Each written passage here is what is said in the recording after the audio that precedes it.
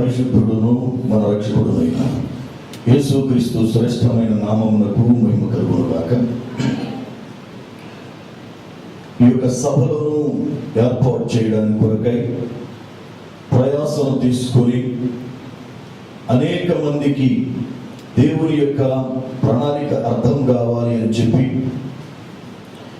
ఈ పాంప్లెట్లో ముద్రించినటువంటి సంఘాల దైవజనులందరితో కూడా మాట్లాడి ఈ రీతిగా సభలను ఏర్పాటు చేసినటువంటి దేవుని యొక్క సేవకులు దైవజనులు ఏలియా గారికి నా హృదయపూర్వక వందనాలు తెలియజేస్తూ ఉన్నా. అలాగనే ఈ రాత్రి మన మధ్యలో ఉన్నటువంటి ఆయా సంఘాలకు సంబంధించిన దైవజనులకు నా హృదయపూర్వక వందనాలు తెలియజేస్తూ ఉన్నారు.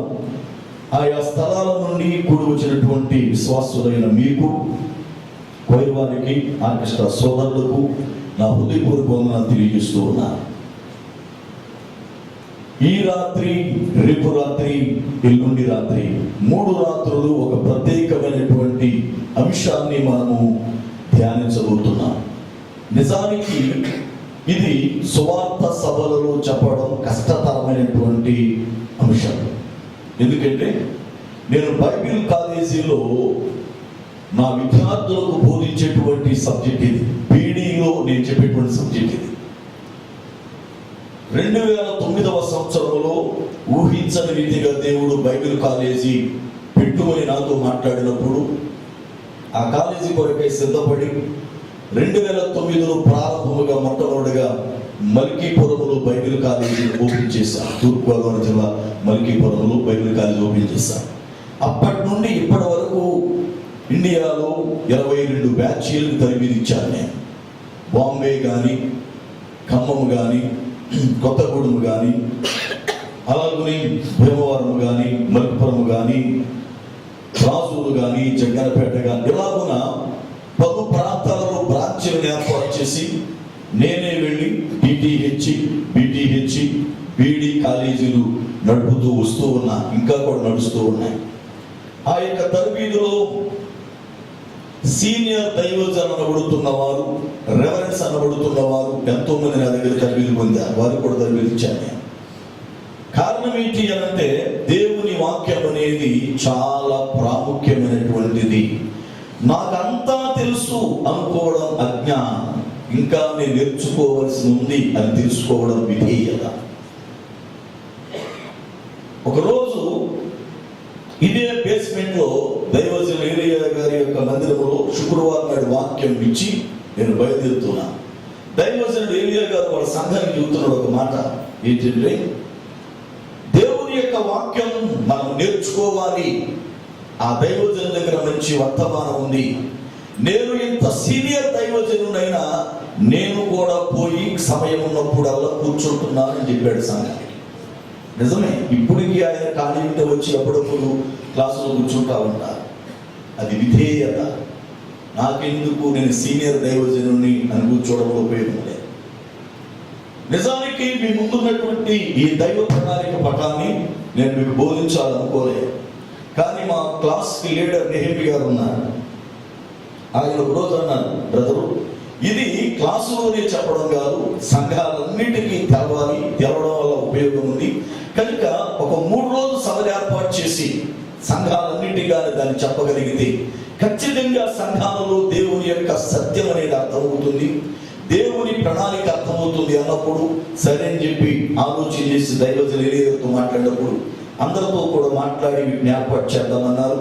ఆ రీతిగానే ఆ ఏర్పాటు ఇప్పటికి జరిగింది. దేవునికి స్తోత్రం. నేను చాలా మందికి పరిచయస్తుని, కొంతమందికి పరిచయం లేకపోవచ్చు కొత్తగా వచ్చిన వారికి. అయినప్పటికీ కూడా దేవుని యొక్క వాక్యాన్ని చాలా జాగ్రత్తగా వినడానికి ప్రయత్నం చేద్దాం. ఒక చిన్న పల్లవి శరణం పాడుకుందామా?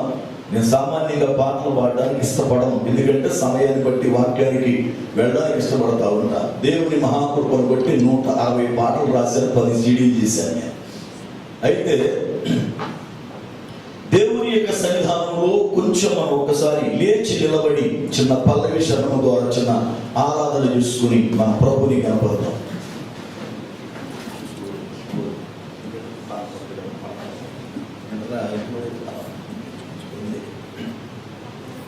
అందరం కలిసి దేవునికి స్తోత్రం చెల్లిద్దామా? హల్లెలూయా హల్లెలూయా హల్లెలూయా హల్లెలూయా హల్లెలూయా హల్లెలూయా హల్లెలూయా హల్లెలూయా హల్లెలూయా హల్లెలూయా హల్లెలూయా హల్లెలూయా హల్లెలూయా. పరిశుద్ధుడా నీకు స్తోత్రం, పరిశుద్ధుడా నీకు స్తోత్రం, పరిశుద్ధుడా నీకు స్తోత్రం, సర్వోన్నతుడా మీకే స్తోత్రం స్తోత్రం స్తోత్రం స్తోత్రం స్తోత్రం స్తోత్రం స్తోత్రం స్తోత్రం. నిత్యుడగు తండ్రి మీ స్తోత్రము నాయన, స్తోత్రము నాయన, స్తోత్రము నాయన, స్తోత్రము నాయన.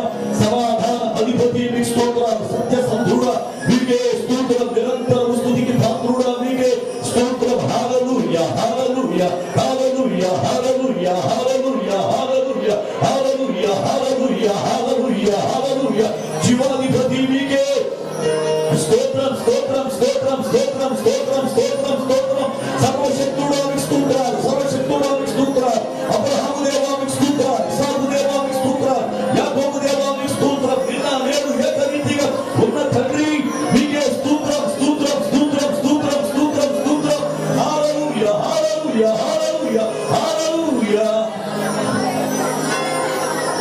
కన్నులు మూసినా కన్నులు తెరచినా, కన్నులు మూసినా కన్నులు తెరచినా, మదిలో మెదిలే నీ ప్రేమ భావం, మదిలో మెదిలే నీ ప్రేమ భావం.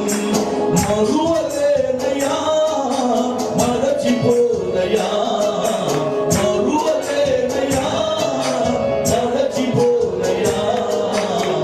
యేసయ్యా యేసయ్యా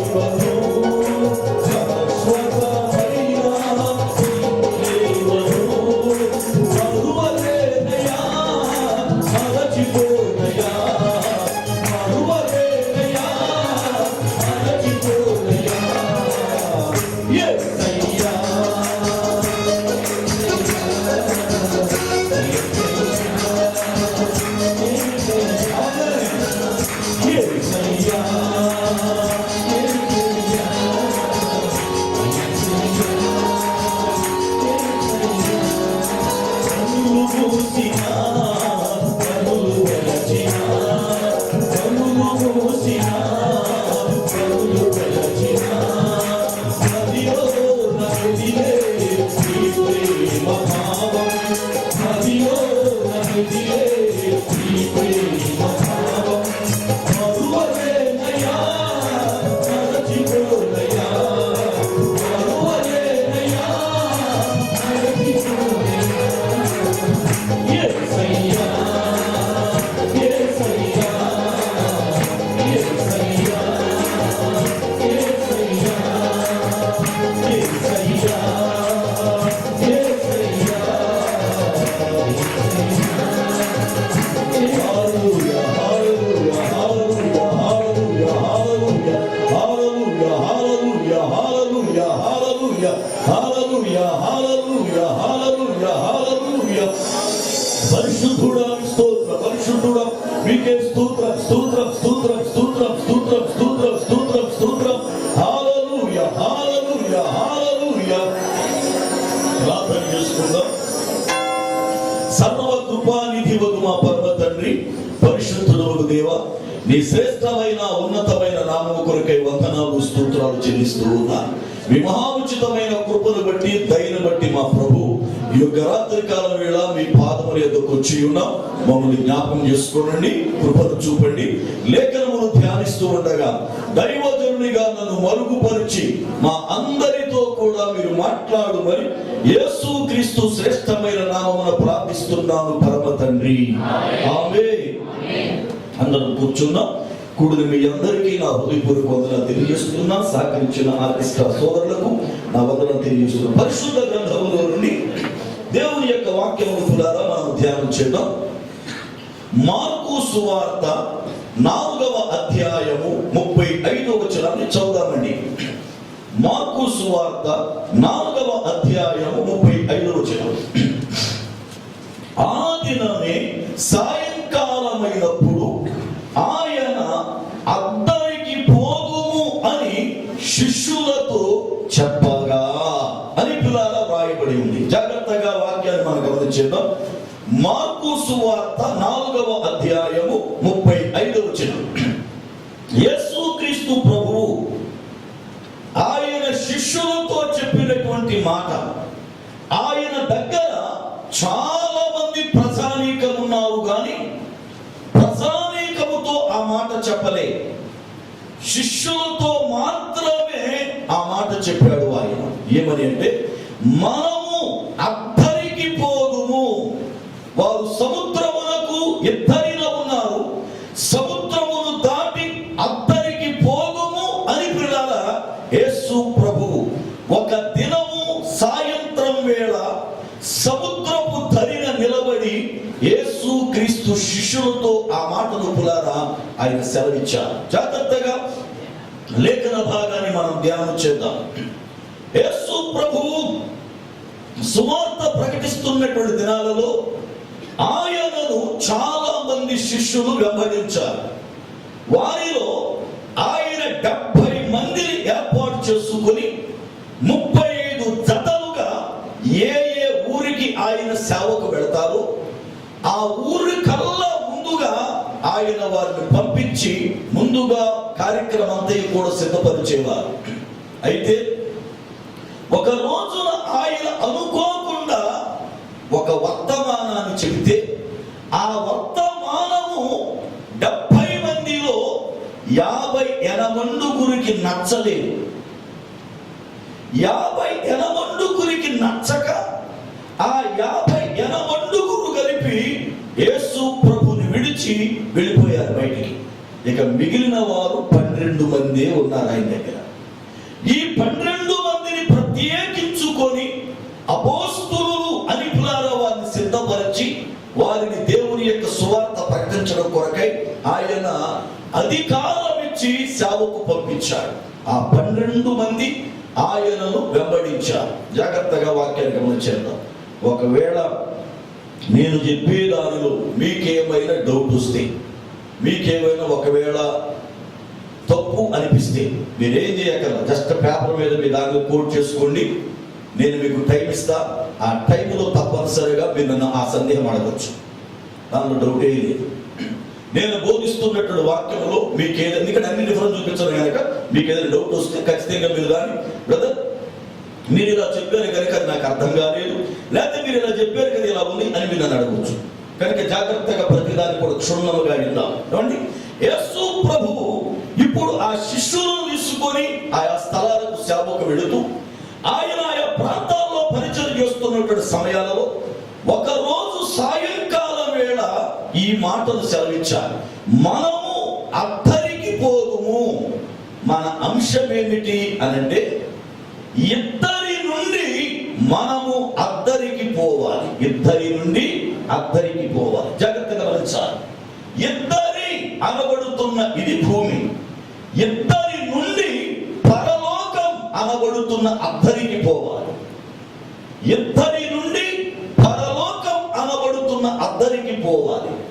ఈ అద్దరికి పోవాలి అని అంటే ఏం చేస్తే అద్దరికి పోతాం?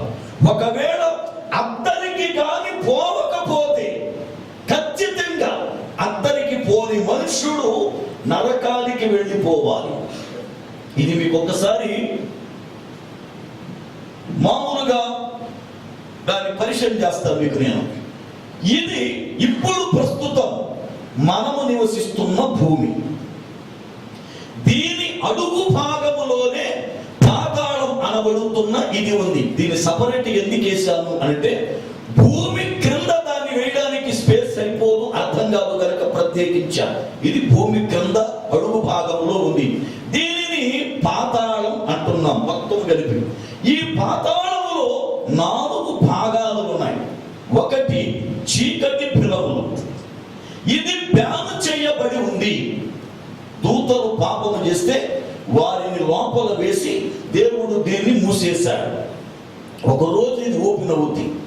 రెండవది అగ్నిగుండం అనబడుతున్నటువంటి స్థలం. ఇది వేదనకరమైన స్థలం.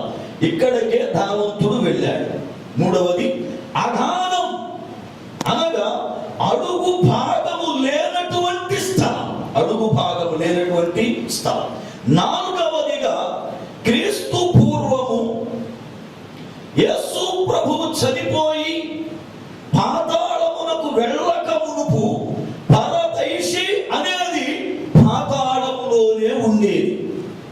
యేసు ప్రభు పునరుద్ధానుడైన తరువాత ఇది ఇక్కడ తీసివేయబడి ఇప్పుడు ప్రజెంట్ 3వ ఆకాశములో ఉంది పరదైషి. ఈయన అబ్రహాము గారు, ఆయన రొమ్మున ఉన్నటువంటి వ్యక్తి లాజరు.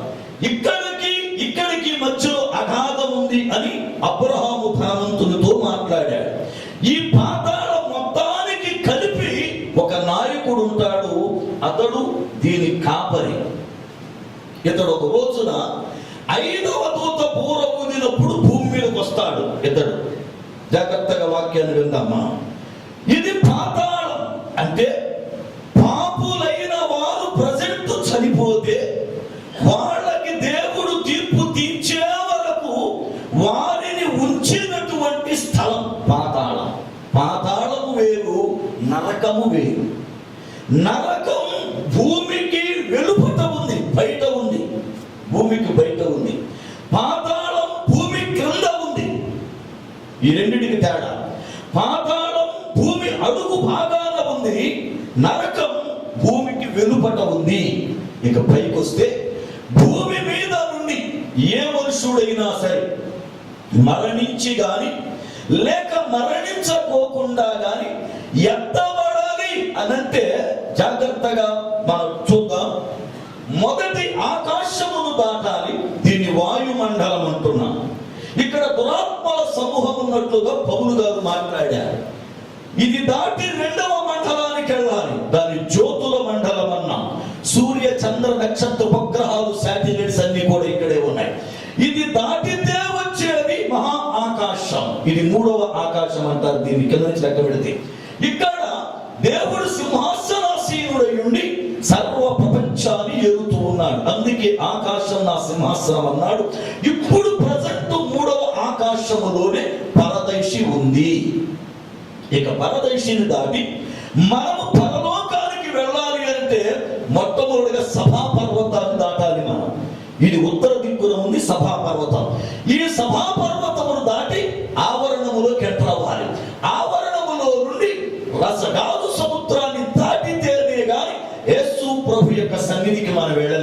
ఇక్కడ వరకు పరలోకం. ఇది అతి పరిశుద్ధ స్థలం. ఎవరు కూడా ఎంటర్ అవ్వకోకుండా కేవలం దేవుడు మాత్రమే ఆసీనుడయుండి విశ్రాంతి తీసుకునే స్థలం అతి పరిశుద్ధ స్థలం. ఇప్పుడు మన సబ్జెక్ట్ ని జాగ్రత్తగా మనం ధ్యానం చేద్దాం. మన అంశం ఏమిటంటే ఇద్దరి నుండి అద్దరికి పోవుట. చాలా అర్థమయ్యే రీతిగా 3 రోజుల్లో ముగించడానికి ప్రయత్నం చేస్తా. ఎందుకంటే ఇది 10 గంటల సబ్జెక్టు. మీకు రోజుకి కనీసం 2 గంటలు చెప్పినా కూడా ముగించలేను. అయినప్పటికీ అవకాశం ఉన్నంత వరకు దానిని మీకు అర్థమయ్యే రీతిగా చెప్పడానికి నేను ప్రయత్నం చేస్తా. దేవుని యొక్క లేఖన గ్రంథంలో యేసు ప్రభువారు మార్కు సువార్త 4వ అధ్యాయం 35వ వచనములో పులారా, ఆ దినమే సాయంకాలమైనప్పుడు ఆయన శిష్యులతో అద్దరికి పోదుము అని చెప్పాడు. జాగ్రత్తగా అర్థం. సాయంకాలం అనే మాట ప్రాముఖ్యమైనది.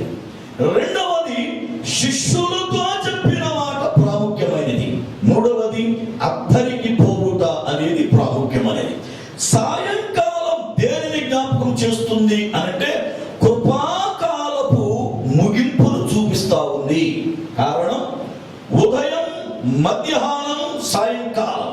ఒక పగటికి 3 కాలాలు ఉన్నట్లుగా ఉదయకాలం క్రీస్తు జనాన్ని చూపిస్తూ ఉండగా, మధ్యాహ్న కాలం క్రీస్తు సంఘం యొక్క శ్రమలను జ్ఞాపకం చేస్తూ ఉండగా, సాయంకాలం దేవునితో సహవాసం చేసి దేవునితో గడిపింపులారా రాకడ కొరకై ఎత్తబడే కృపాకాలాన్ని చూపిస్తుంది సాయంకాలం. అంతేకాకుండా సాయంకాలం అనేది దేవుని పిల్లలకు ప్రార్థనా సమయం. ప్రార్థనా సమయం. ఆదికాండం 24వ అధ్యాయం 63వ వచనాన్ని మనం ధ్యానం చేస్తే, ఇస్సాకు సాయంకాలమున ప్రార్థన చేయుటకు, ధ్యానించుటకు బయటికి వెళ్ళినట్లుగా వాక్యం చూస్తాం. అలాగనే 55వ కీర్తన 17వ చరణాన్ని మనం చదివితే, సాయంకాలము, ఉదయకాలము, మధ్యాహ్న కాలమున దావీదు ప్రార్థించినట్లుగా మనం చూస్తాం. అలాగనే ఆదికాండం 3వ అధ్యాయం 8వ వచనం మనం చదువుతున్నప్పుడు, చల్ల పూట వేళ దేవుడైన యెహోవా ఆదాముతో మాట్లాడుట కొరకై ఏదేను తోటలోనికి వచ్చినట్లుగా చూస్తాం. అనగా సాయంకాలం అనేది కృపాకాలం. సాయంకాలం అనేది ముగింపు కాలం. సాయంత్రము గాని ముగిస్తే వచ్చేది ఇక చీకటి కాలం, అంధకార కాలం. అందుకనే సాయంకాలం ముగించక ముందే మనము అద్దరికి వెళ్ళడం కొరకై సిద్ధపడాలి. ఇక రెండో భాగం చెబుతున్నా. ఆయన మాట వారి దగ్గర ఉన్న వారందరితో చెప్పలే, శిష్యులతో మాత్రమే చెప్పిన మాట ఈ మాట. శిష్యులు అనగా బైబిల్ గ్రంథము ప్రకారం అపోస్తుల కార్యముల గ్రంథం 11వ అధ్యాయం 26వ లేఖనం ప్రకారం క్రైస్తవులు అనబడ్డారు. పురాణ వాక్య గ్రంథాన్ని మనం పరిశీలన చేస్తే, అంతియోకయలో అపోస్తులుడైన పౌలు తనతో ఉన్న జత పని వారు కలిసి అక్కడ సువార్త పరిచర్య చేయగా, అక్కడ మొట్టమొదటిగా శిష్యులు అనబడిన వారు క్రైస్తవులుగా పిలువబడ్డారు. అనగా ఈ మాట క్రైస్తవులు అనబడుతున్న వారికి చెప్పబడుతున్నటువంటి శ్రేష్టమైన మాట. ఇది పులారా ఎవరెవరికో చెబుతున్నటువంటి మాట కాదు. దేవుని యొక్క రక్తము చేత కడగబడి, నూతన పరచబడి, క్రీస్తు బిడ్డలుగా మార్చబడిన క్రైస్తవులకై చెప్పబడిన మాట. మనము అద్దరికి పోవాలి. మనము అద్దరికి పోవాలి. జాగ్రత్తగా చేద్దాం. ఇప్పుడు మనం ఎక్కడ ఉన్నాము అంటే ఇద్దరి అనబడుతున్న భూమి మీద ఉన్నాం. బైబిల్ గ్రంథం ప్రకారం భూమి మీద మనుషుడు ఎలాంటి వాడు అంటే యాత్రికుడు అని చదువుకుంటాం. హెబ్రీ పత్రిక 11వ అధ్యాయం 13వ వచనములో కానీ, పేతురు రాసిన మొదటి పత్రిక 2వ అధ్యాయం 11వ వచనములో కానీ, ఈ 2 లేఖనాలలో హెబ్రీ 11:13, పేతురు రాసిన మొదటి పత్రిక 2వ అధ్యాయం 11వ వచనములో ఈ 2 లేఖనాల్లో ఒకే మాట ఉంది. ఏమని అంటే, మనము పరదేశులమును యాత్రికులమై ఉన్నాం. అనగా మనది ఈ దేశము కాదు కనుక తప్పనిసరిగా ఈ దేశము నుండి మనం వెళ్ళిపోవాలి. అందుకే మీకా గ్రంథం 2వ అధ్యాయం 10వ వచనములో ఇశ్రాయేలుతో దేవుడు మాట్లాడిన మాట ఏంటంటే, ఈ దేశము మీకు విశ్రాంతి స్థలము కాదు, మీరు లేచి వెళ్ళిపోవుడి, మీరు లేచి వెళ్ళిపోవుడి. ఇది మీకు శాశ్వతమైనది కాదు, ఇది మీరు నివసించదగినది కాదు, మీరు ఇక్కడ నుండి తప్పనిసరిగా వెళ్ళిపోవాలి అని ప్రియులారా ఇశ్రాయేలుతో మీకా ద్వారా దేవుడు మాట్లాడాడు. అందును బట్టి భూమి మీద మనం యాత్రికులమై ఉన్నాం, భూమి మీద మనం పరదేశులమై ఉన్నాం కనుక యాత్రలు సాగించాలి. భూలోకములో మన కొంతమంది జీవితాలు చూస్తే వాళ్ళ ప్రయాణాలు పునర ఒక స్థలము నుండి మరొక స్థలానికి నడిపించబడ్డాయి. అబ్రహాము గారిని చూసినప్పుడు అబ్రహాము గారు మెసొపొతామియా నుండి పునర కనానుకి నడిపించబడ్డాడు. అలాగనే యాకోబు బెర్షెబా నుండి పద్దనరాముకు నడిపించబడ్డాడు. ఇశ్రాయేలీయులు ఐగుప్తు దేశము నుండి కనాను దేశానికి నడిపించబడ్డారు. అలాగనే నయోమి యొక్క కుటుంబం బెత్లెహేము నుండి మోయాబుకి నడిపించబడింది. అలాగనే లూకా సువార్త 10:30 ఒక యాత్రికుడు యెరూషలేము నుండి యెరికోకు దిగి వెళ్ళాడు. అనగా మానవుని యొక్క ప్రయాణం అనేది, మానవుని యొక్క జీవితం అనేది యాత్రగా మనకి బైబిల్ బోధిస్తుంది. ఇప్పుడు యాత్రికులమై ఉన్న మనం ఇద్దరి అనబడుతున్న ఈ భూమి నుండి అద్దరి అనబడుతున్న పరలోకానికి మనం వెళ్ళాలి. ఇప్పుడు మనం ఉన్న ఈ భూమి ప్రస్తుతానికి రెండవ భూమి. ఇది రెండవ భూమి. దాని చుట్టుకొలత ఎంత అనంటే 6,400 చదరపు కిలోమీటర్లు దాని చుట్టుకొలత. భూమి యొక్క చుట్టుకొలత పిల్లరా, ఆ యొక్క చుట్టుకొలత 6,400 చదరపు కిలోమీటర్లు. చిన్న ముక్క భూమి. దీనిని దేవుడు వేలాడదీశాడు. దాని మీద నరుణ్ణి దేవుడు పునరా నిర్మాణం చేశాడు. ఇప్పుడు మనం ఉంటున్న భూమి రెండవ భూమి. ఇది తిరుగుతూ ఉంది. అయితే మనమున్న భూమి రెండవ భూమి అయినప్పుడు మరి మొదటి భూమి ఏమయ్యింది? అసలు మొదటి భూమి ఏది? మొదటి భూమికి రెండవ భూమికి ఉన్నటువంటి తేడా ఏమిటి? మొదటి భూమి ఎందుకని ఇప్పుడు కనబడటలేదు? మొదటి భూమి మీద ఏం జరిగింది అనే విషయాలు కూడా జాగ్రత్తగా మన బైబిల్ గ్రంథములో నుండి పరిశీలన చేద్దాం.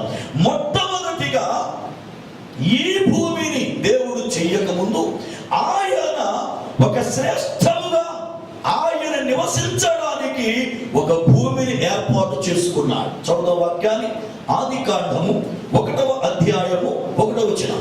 ఆదికాండము 1వ అధ్యాయము 1వ వచనం చదువుదాం. ఆదియందు దేవుడు భూమి ఆకాశములను సృజించెను. చాలు. అనగా దేవుడు ఆదియందు అనగా ప్రారంభములో భూమి ఆకాశములను సృజించాడు. రైట్. రెండవ వచనాన్ని చదువుదాం ఇప్పుడు మనం. భూమి నిరాకారముగాను శూన్యముగాను ఉండెను, చీకటి అగాధ జలముల పైన కమ్మి ఉండెను, దేవుని ఆత్మ అల్లాడుచూ ఉండెను. చాలు. జాగ్రత్తగా వాక్యాన్ని పరిశీలన చేయండి. మొదటి వచనములో దేవుడు భూమి ఆకాశము నిర్మాణం చేశాడు. రెండవ వచనములో ఆకాశం ఏమైందో కనబడాలి. ఆకాశమును గూర్చి అక్కడ సందేశమే లేదు.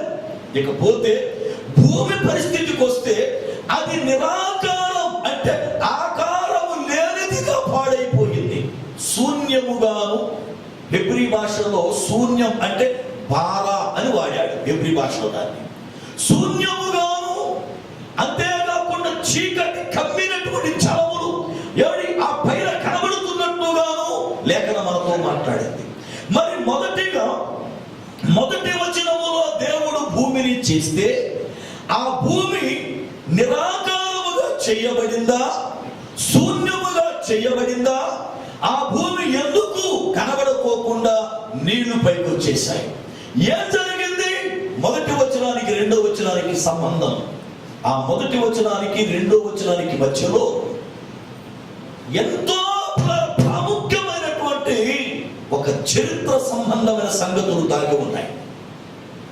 దేవుడు మొదటి వచనంలో భూమి ఆకాశమును సృజించినప్పుడు రెండవ వచనం కాడికి వచ్చాక భూమి ఆకారము లేనిదిగా మారిపోయింది అన్నాడు. దేవుడు భూమిని చేసినప్పుడు ఆకారము లేనిదిగా చేయలేదు. దానిని ఆయన చాలా జాగ్రత్తగా చాలా శ్రేష్టమైనదిగా చేసుకున్నాడు.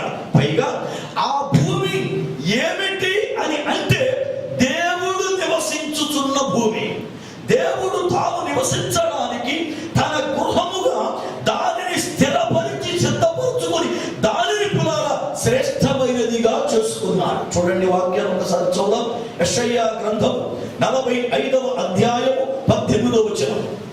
యెషయా గ్రంథము 45వ అధ్యాయము 18వ వచనం చదువుదాం. ఆకాశములకు సృష్టికర్తయగు యెహోవాయే దేవుడు, ఆయన భూమిని కలుగజేసి దానిని సిద్ధపరిచి స్థిరపరిచి, చూడండి, నిరాకారముగా ఉండునట్లు ఆయన దానిని సృజింపలేదు, నివాస స్థలమగునట్లు దానిని సృజించాడు. జాగ్రత్త గమనించాలి. భక్తుడైన యెషయా మాట్లాడుతున్న మాట, ఆకాశములకు సృష్టికర్తయగు యెహోవాయే దేవుడు, ఆయన భూమిని సిద్ధపరచి స్థిరపరిచాడు. దానిని ఆయన నిరాకారముగా చేయలేదు. మరి నిరాకారముగా చెయ్యకపోతే ఇర్మియా భక్తుడు చూస్తే ఎందుకు నిరాకారముగా కనబడింది? ఇర్మియా గ్రంథం 4వ అధ్యాయం 23వ వచనం. ఇర్మియా గ్రంథము 4వ అధ్యాయము 23వ వచనం. నేను భూమిని చూడగా అది నిరాకారముగాను శూన్యముగాను ఉండేది. ఎందుకని? దేవుడు సిద్ధపరిచినది నిరాకారముగా చెయ్యనిది నిరాకారముగా పునారా ఎందుకు కనబడుతూ ఉంది? ఇది ఆకారం ఎందుకు తప్పింది? ఈ ఆకారం తప్పడానికి గల కారణం ఏమిటి? మొదటి భూమిని దేవుడు నివాస స్థలం అంటే ఇల్లుగా చేసుకుంటే, ఆయన నివసించేదిగా చేసుకుంటే, దానిని పునరం ఆకారము కలిగినదిగా చేసుకుంటే, దానిని పునరం ఆకారము లేనిదిగా ఎందుకు ఈ సేవకులు కనబడుతూ ఉంది? జాగ్రత్త మనం గమనించేస్తే, ఈ భూమిని దేవుడు చేసేటప్పుడు ఒక కార్యాన్ని జరిగించారు. ఒక కార్యం జరిగింది. ఏమిటి ఆ కార్యము అనంటే, ఆ మొదటి భూమి ఇప్పుడున్న భూమిలాగా వేలాడ తీయబడిన భూమి కాదు. మొదటి భూమి ఇప్పుడున్న భూమిలాగా వేలాడ తీయబడిన భూమి కాదు. మొదటి భూమి ఎలాంటిది అని అంటే, పునాదులు తీసి పునాదుల పైన అది నిర్మించబడిన భూమి. పునాదులు తీసి ఆ భూమి ఎటూ కదలకోకుండా సిద్ధపరిచి దాన్ని స్థిరపరిచి పునాదుల పైన ఒక నిర్మాణాన్ని, ఒక ఇల్లుని ఎలా కట్టుతామో అలాగున దేవుడు కట్టాడు. కీర్తన 104వ కీర్తన 5వ చరణం చూద్దాం. భూమి ఎన్నటికి కదలకుండునట్లు ఆయన దానిని పునాదుల మీద స్థిరపరిచెను. కీర్తనకారుడు చెబుతున్న స్పష్టమైన మాట, ఆయన భూమిని కదలకుండా పునాదుల మీద స్థిరపరిచాడు అని. అయితే మనము ఇల్లు కట్టుకోవాలి అంటే భూమిలో పునాది వేస్తాం. మన గృహ నిర్మాణం చేయాలి అంటే, లేక ఏదైనా కట్టడాన్ని కట్టాలి అంటే భూమి మీద పునాది వేస్తాం. మరి భూమినే కట్టాలి అనుకున్నప్పుడు, భూమినే నిర్మించాలనుకున్నప్పుడు ఆయన ఎక్కడేసాడు పునాదులు అని అంటే, సముద్రములో భూమికి పునాదులు వేశాడు. కీర్తన గ్రంథం 24వ కీర్తన 1-2 చరణాలు. కీర్తనల గ్రంథం 24వ కీర్తన 1-2 చరణాలు.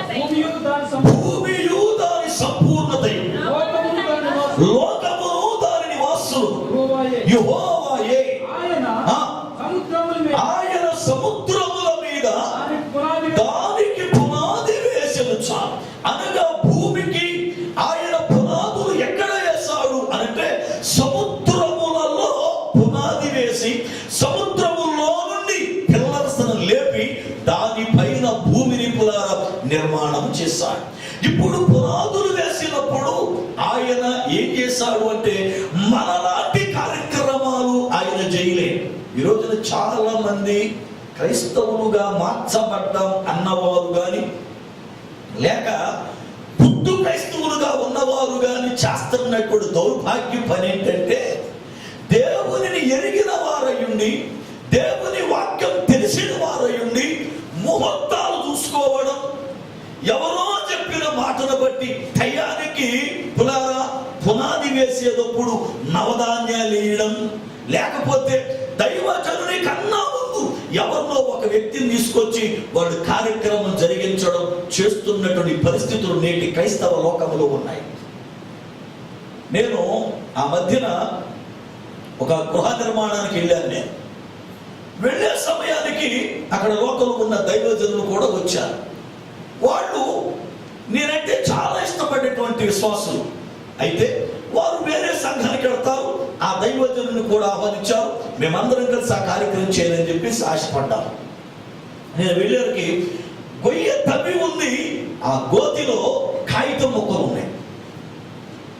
అరే గొయ్య తవ్వి ఉంది, దానిలో ఇప్పుడు ప్రార్థన చేసి మనం రాయిని పెడితే దానిపైన కట్టాలి టాపి మేస్త్రి.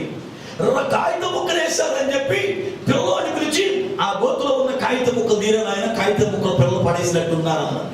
గబగబా ఒక ఆయన వచ్చి అయ్యగారు అవి తీయించొద్దు అన్నాడు. కాగితం ముక్కలు తీయించకపోవడం ఏంటి, కాగితం ముక్కలు ఎందుకు అని ఆలోచిస్తున్నప్పుడు ఆయన చెబుతున్నాడు, ఈ కాగితం ముక్కలు పిల్లలు వేసేది కాదట, ఆ ఇంటోళ్ళే వేసారంట. కాగితం ముక్కలు ఇంటోళ్ళు ఎందుకు వేసుకున్నారు ఏంటంటే వాళ్ళ పాస్టర్ గారు చెప్పాడట, 9 వాక్యాలను పేపర్ మీద రాసి 9 ముక్కలుగా చేసి వాటిని ఆ గోతులో వేసాడట.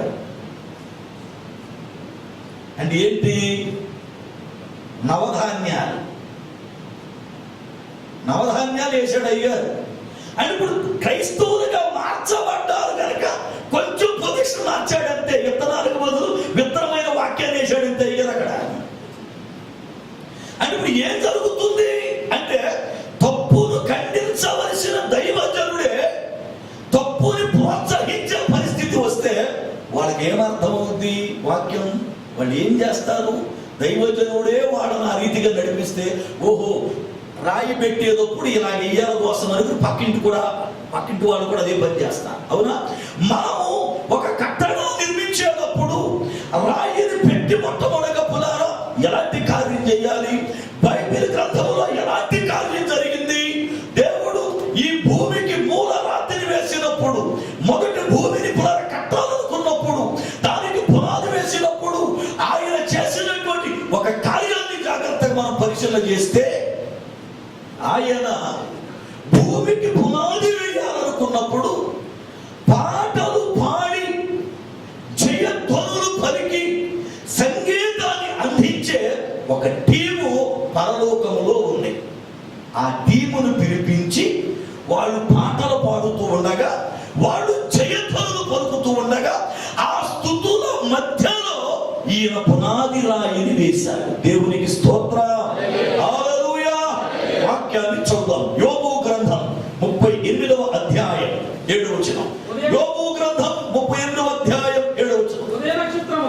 ఉదయ నక్షత్రములు ఏకముగా కూడి పాడినప్పుడు దేవదూతలందరూ ఆనందించి జయధ్వనులు చేసినప్పుడు దాని మూల రాతిని వేసిన వాడు ఎవడు? యోబుతో దేవుడు మాట్లాడుతూ ఉన్నాడు. యోబు మీద దేవుని కోపం వచ్చింది.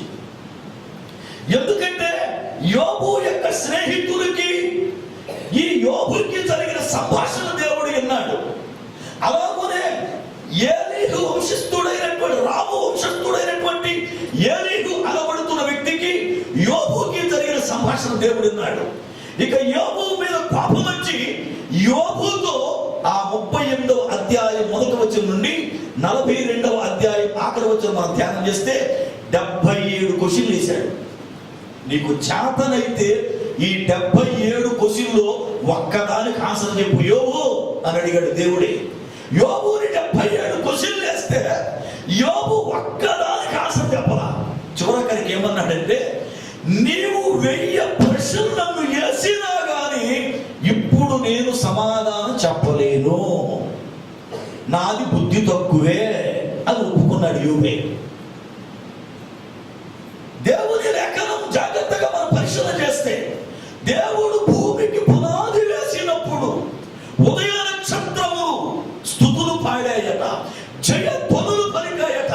వాళ్ళు స్తోత్రం చేస్తూ ఉన్నప్పుడు, కీర్తనలు పాడుతున్నప్పుడు, అప్పుడు ఆయన మొదటి మూల రాతిని వేశాడు. అనగా ఒక వ్యక్తి గృహ నిర్మాణం చేస్తూ ఉన్నా, ఏదైనా ఒక కట్టడం కడుతూ ఉన్నా, స్తుతిస్తూ దేవుని ఘనపరుస్తూ దేవుని మహిమపరుస్తూ ఉన్నప్పుడు ఆ రాయి పెట్టబడాలి. ఇది వాక్యం చెప్పేది.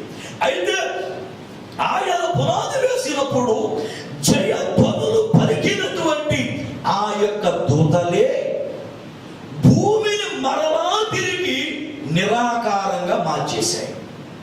ఇదేంటండి? ఏ యొక్క దూతలైతే భూమికి పునాది వేస్తున్నప్పుడు జయధ్వనులు పలికాయో, స్తుతులు పలికాయో, కీర్తనలు పాడాయో, ఆ దూతలే తిరిగి భూమిని చెరిపేశాయి. ఎందుకు చెరిపాయి? ఏమిటి కారణం? కొంచెం జాగ్రత్తగా విందాం. మీరందరూ బాగా బైబిల్ తెలిసినటువంటి వాళ్ళ కనపడుతున్నారు నా కంటికి. దేవునికి స్తోత్రం. రైట్. బైబిల్ గ్రంథములో 66 పుస్తకాలు ఉన్నాయి. ఈ 66 పుస్తకాలే బైబిల్ కాదు. నాకు బైబిల్ అంతా తెలుసు అని గర్వపడటం ఏమాత్రం కూడా సమంజసం కాదు. కారణం ఏంటి అంటే మన దగ్గర ఉన్న 66 పుస్తకాలలో ఉన్నటువంటి కొన్ని విషయాలు మనకు తెలుసు అంతే. దైవజనుడైన బిల్లీ గ్రహం గారు బైబిల్ గ్రంథాన్ని 125 సార్లు చదివాడట. ఆయన అంటాడు, 125 సార్లు చదివాను కానీ దేవుని ప్రేమ అన్న 2 అక్షరాలు తప్ప బైబిల్లో నాకేమీ తెలియదు అన్నాడు. జార్జ్ ముల్లా అనబడుతున్న దైవజనుడు బైబిల్ని 5000 సార్లు చదివాడట. ఆయన అంటాడు, 5000 సార్లు చదివినను నాకు వాక్యం ఇంకా అర్థం కాలేదు అన్నాడు. అంటే ఇంత దానిని ధ్యానించినా కానీ వాళ్ళకు అర్థం కాలేదు బైబిల్.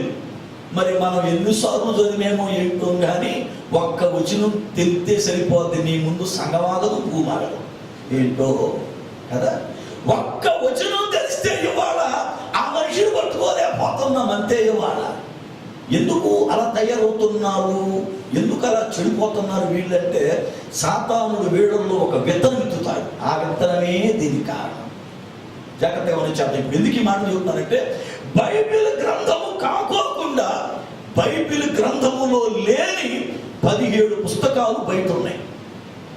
బైబిల్కి సంబంధించిన పుస్తకాలు అవి, వాటి పేర్లు బైబిల్లో ఉన్నవి కానీ అవి బైబిల్లో చేర్చబడలేదు.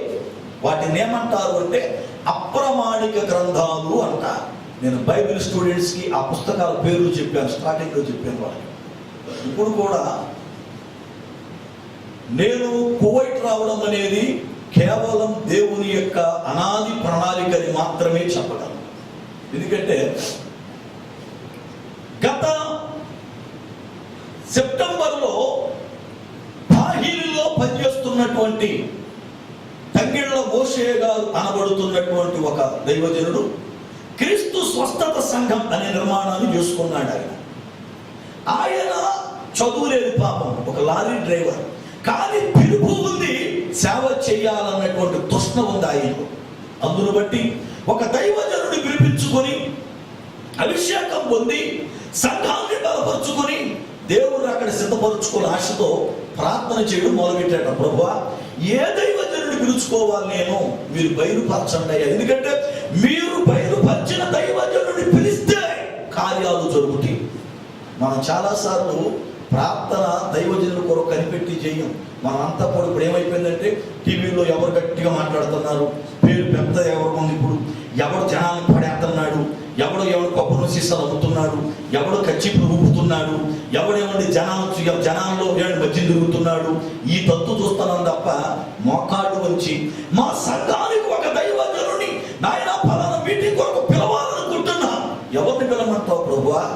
నీ చిత్తమేంటి బయలుపరచు అని భార్య భర్తలు కలిపి సంఘము కలిపి ఏకీభవించి అవసరమైతే ఉపవాసం ఉండి ప్రార్థన చేసి ఆ దైవజనుడిని పిలవాలి.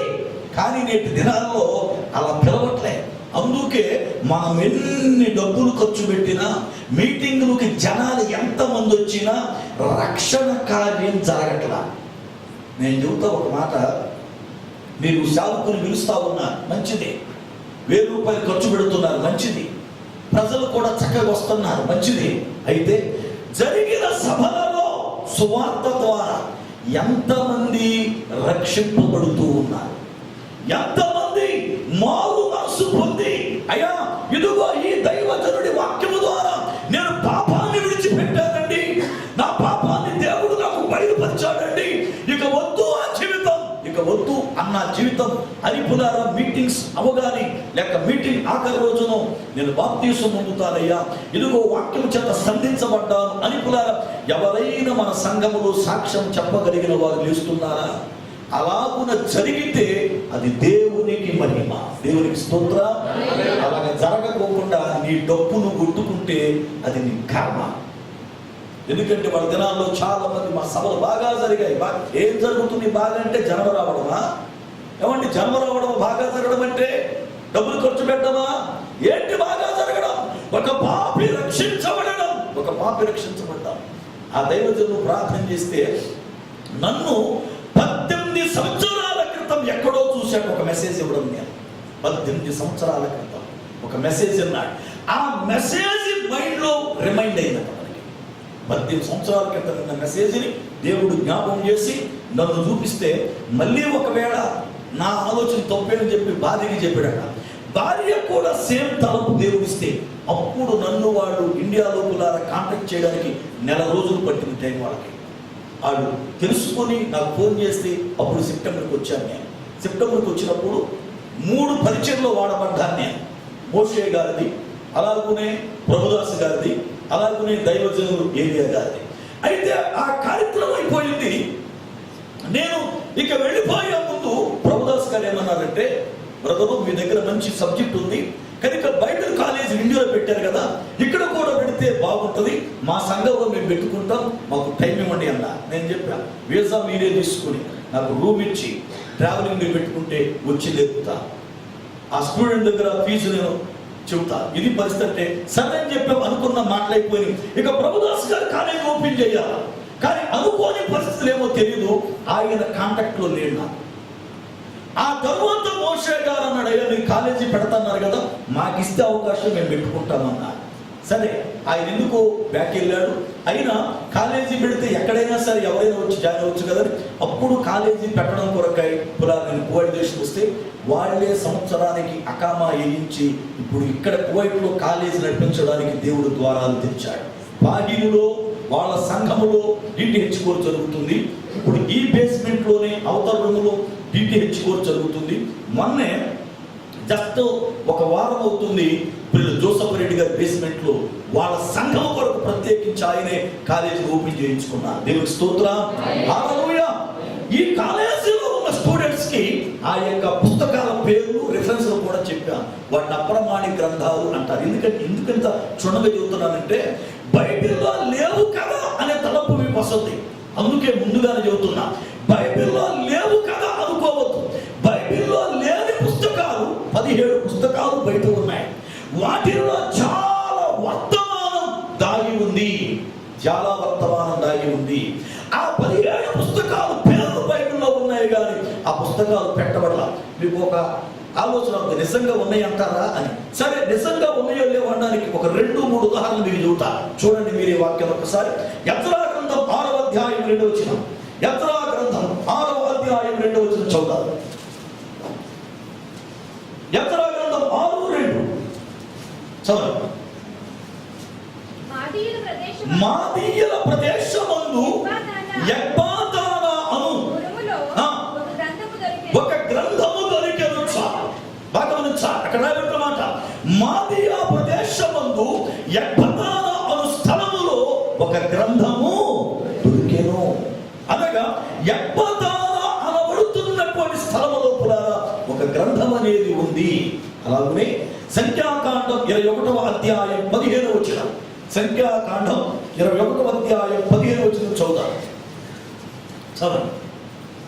యెహోవా సుడిగాలి చేతనైనట్టు వాహేబును అర్నోనులో పడి ఏరులను 6 దేశ నివాసులను తిరిగి మోయాబు ప్రాంతమును సమీపముగా ప్రవహించు ఏరుల మడుగులను పట్టుకొనెను అను మాట యెహోవా యుద్ధముల గ్రంథములో వ్రాయబడి ఉంది.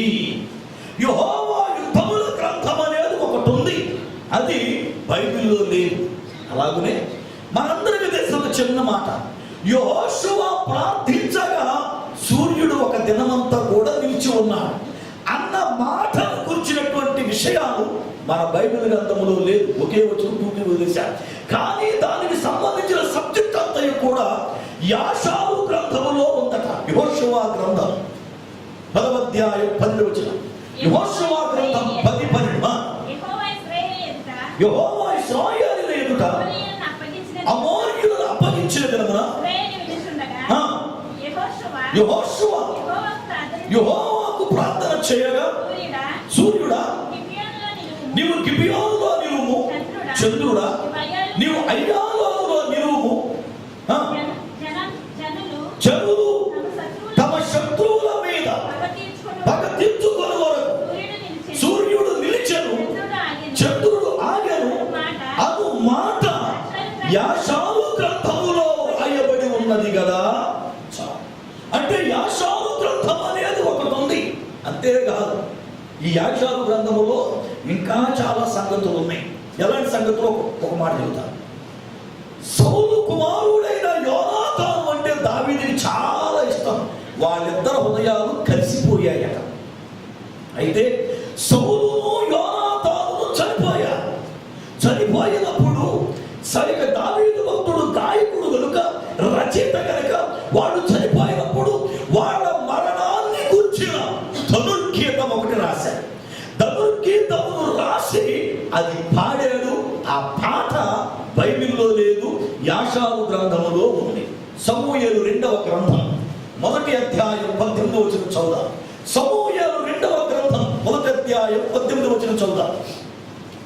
సౌలుని గూర్చి అతని కుమారుడైన యోనాతానును గూర్చి ధనుర్గీతం ఒకటి చలిపి దానిని బట్టి విలాపము సలిపెను. అది యాషారు గ్రంథమందు లిఖింపబడి ఉన్నది.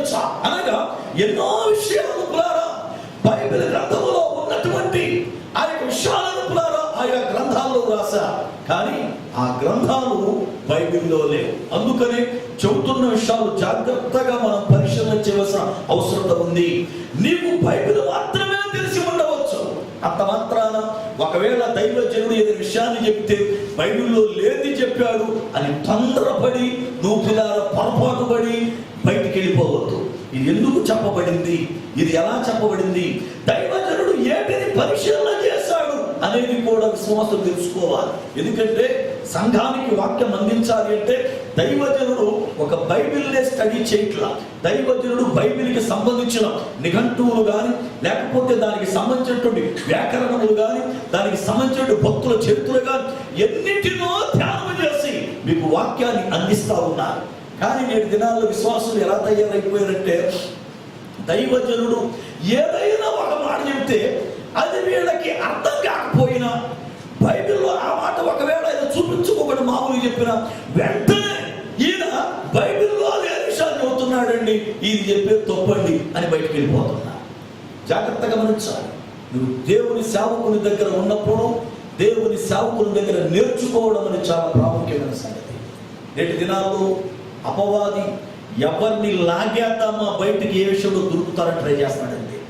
దొరికిన వాడిని దొరికినట్టు లాగేస్తున్నాడు బయటికి. చిన్న చిన్న విషయాలు ఏమీ లేదు, చిన్న చిన్న విషయాలు పెట్టి, చిన్న చిన్న ఎవరి ఆలోచన పెట్టి, వాటి వల్ల ఈ సంఘం మంచిదిగా, ఆ సంఘం మంచిదిగా, ఆ సంఘం మంచిదిగా అని సంఘాల మీద బురదలు చల్లిస్తూ వాడు చివరాఖరికి బయటికి వెళ్ళిపోయి భ్రష్టుడుగా తయారైపోతూ ఉన్నాడు.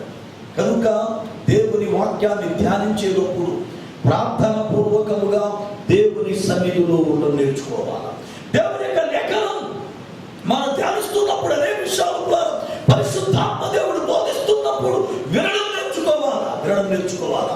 ఇప్పుడు భూమికి పునాదులు దేవుడు వేసినప్పుడు సంగీతాన్ని వాయించినటువంటి ఈ దూతలే ఎందుకు మరలా తిరిగి భూమిని నిరాకారముగా చేశాయో, ఎందుకు భూమిని మరలా తిరిగి పాడు చేశాయో మీకు అర్థం అవడానికి కొంచెం లోతుకి వెళ్ళడానికి ఇదంతా కూడా చెప్పవలసి వచ్చింది. జాగ్రత్త మనం గమనించిస్తే పరలోక రాజ్యమందు ఒక ఆలోచన సభ ఉంది.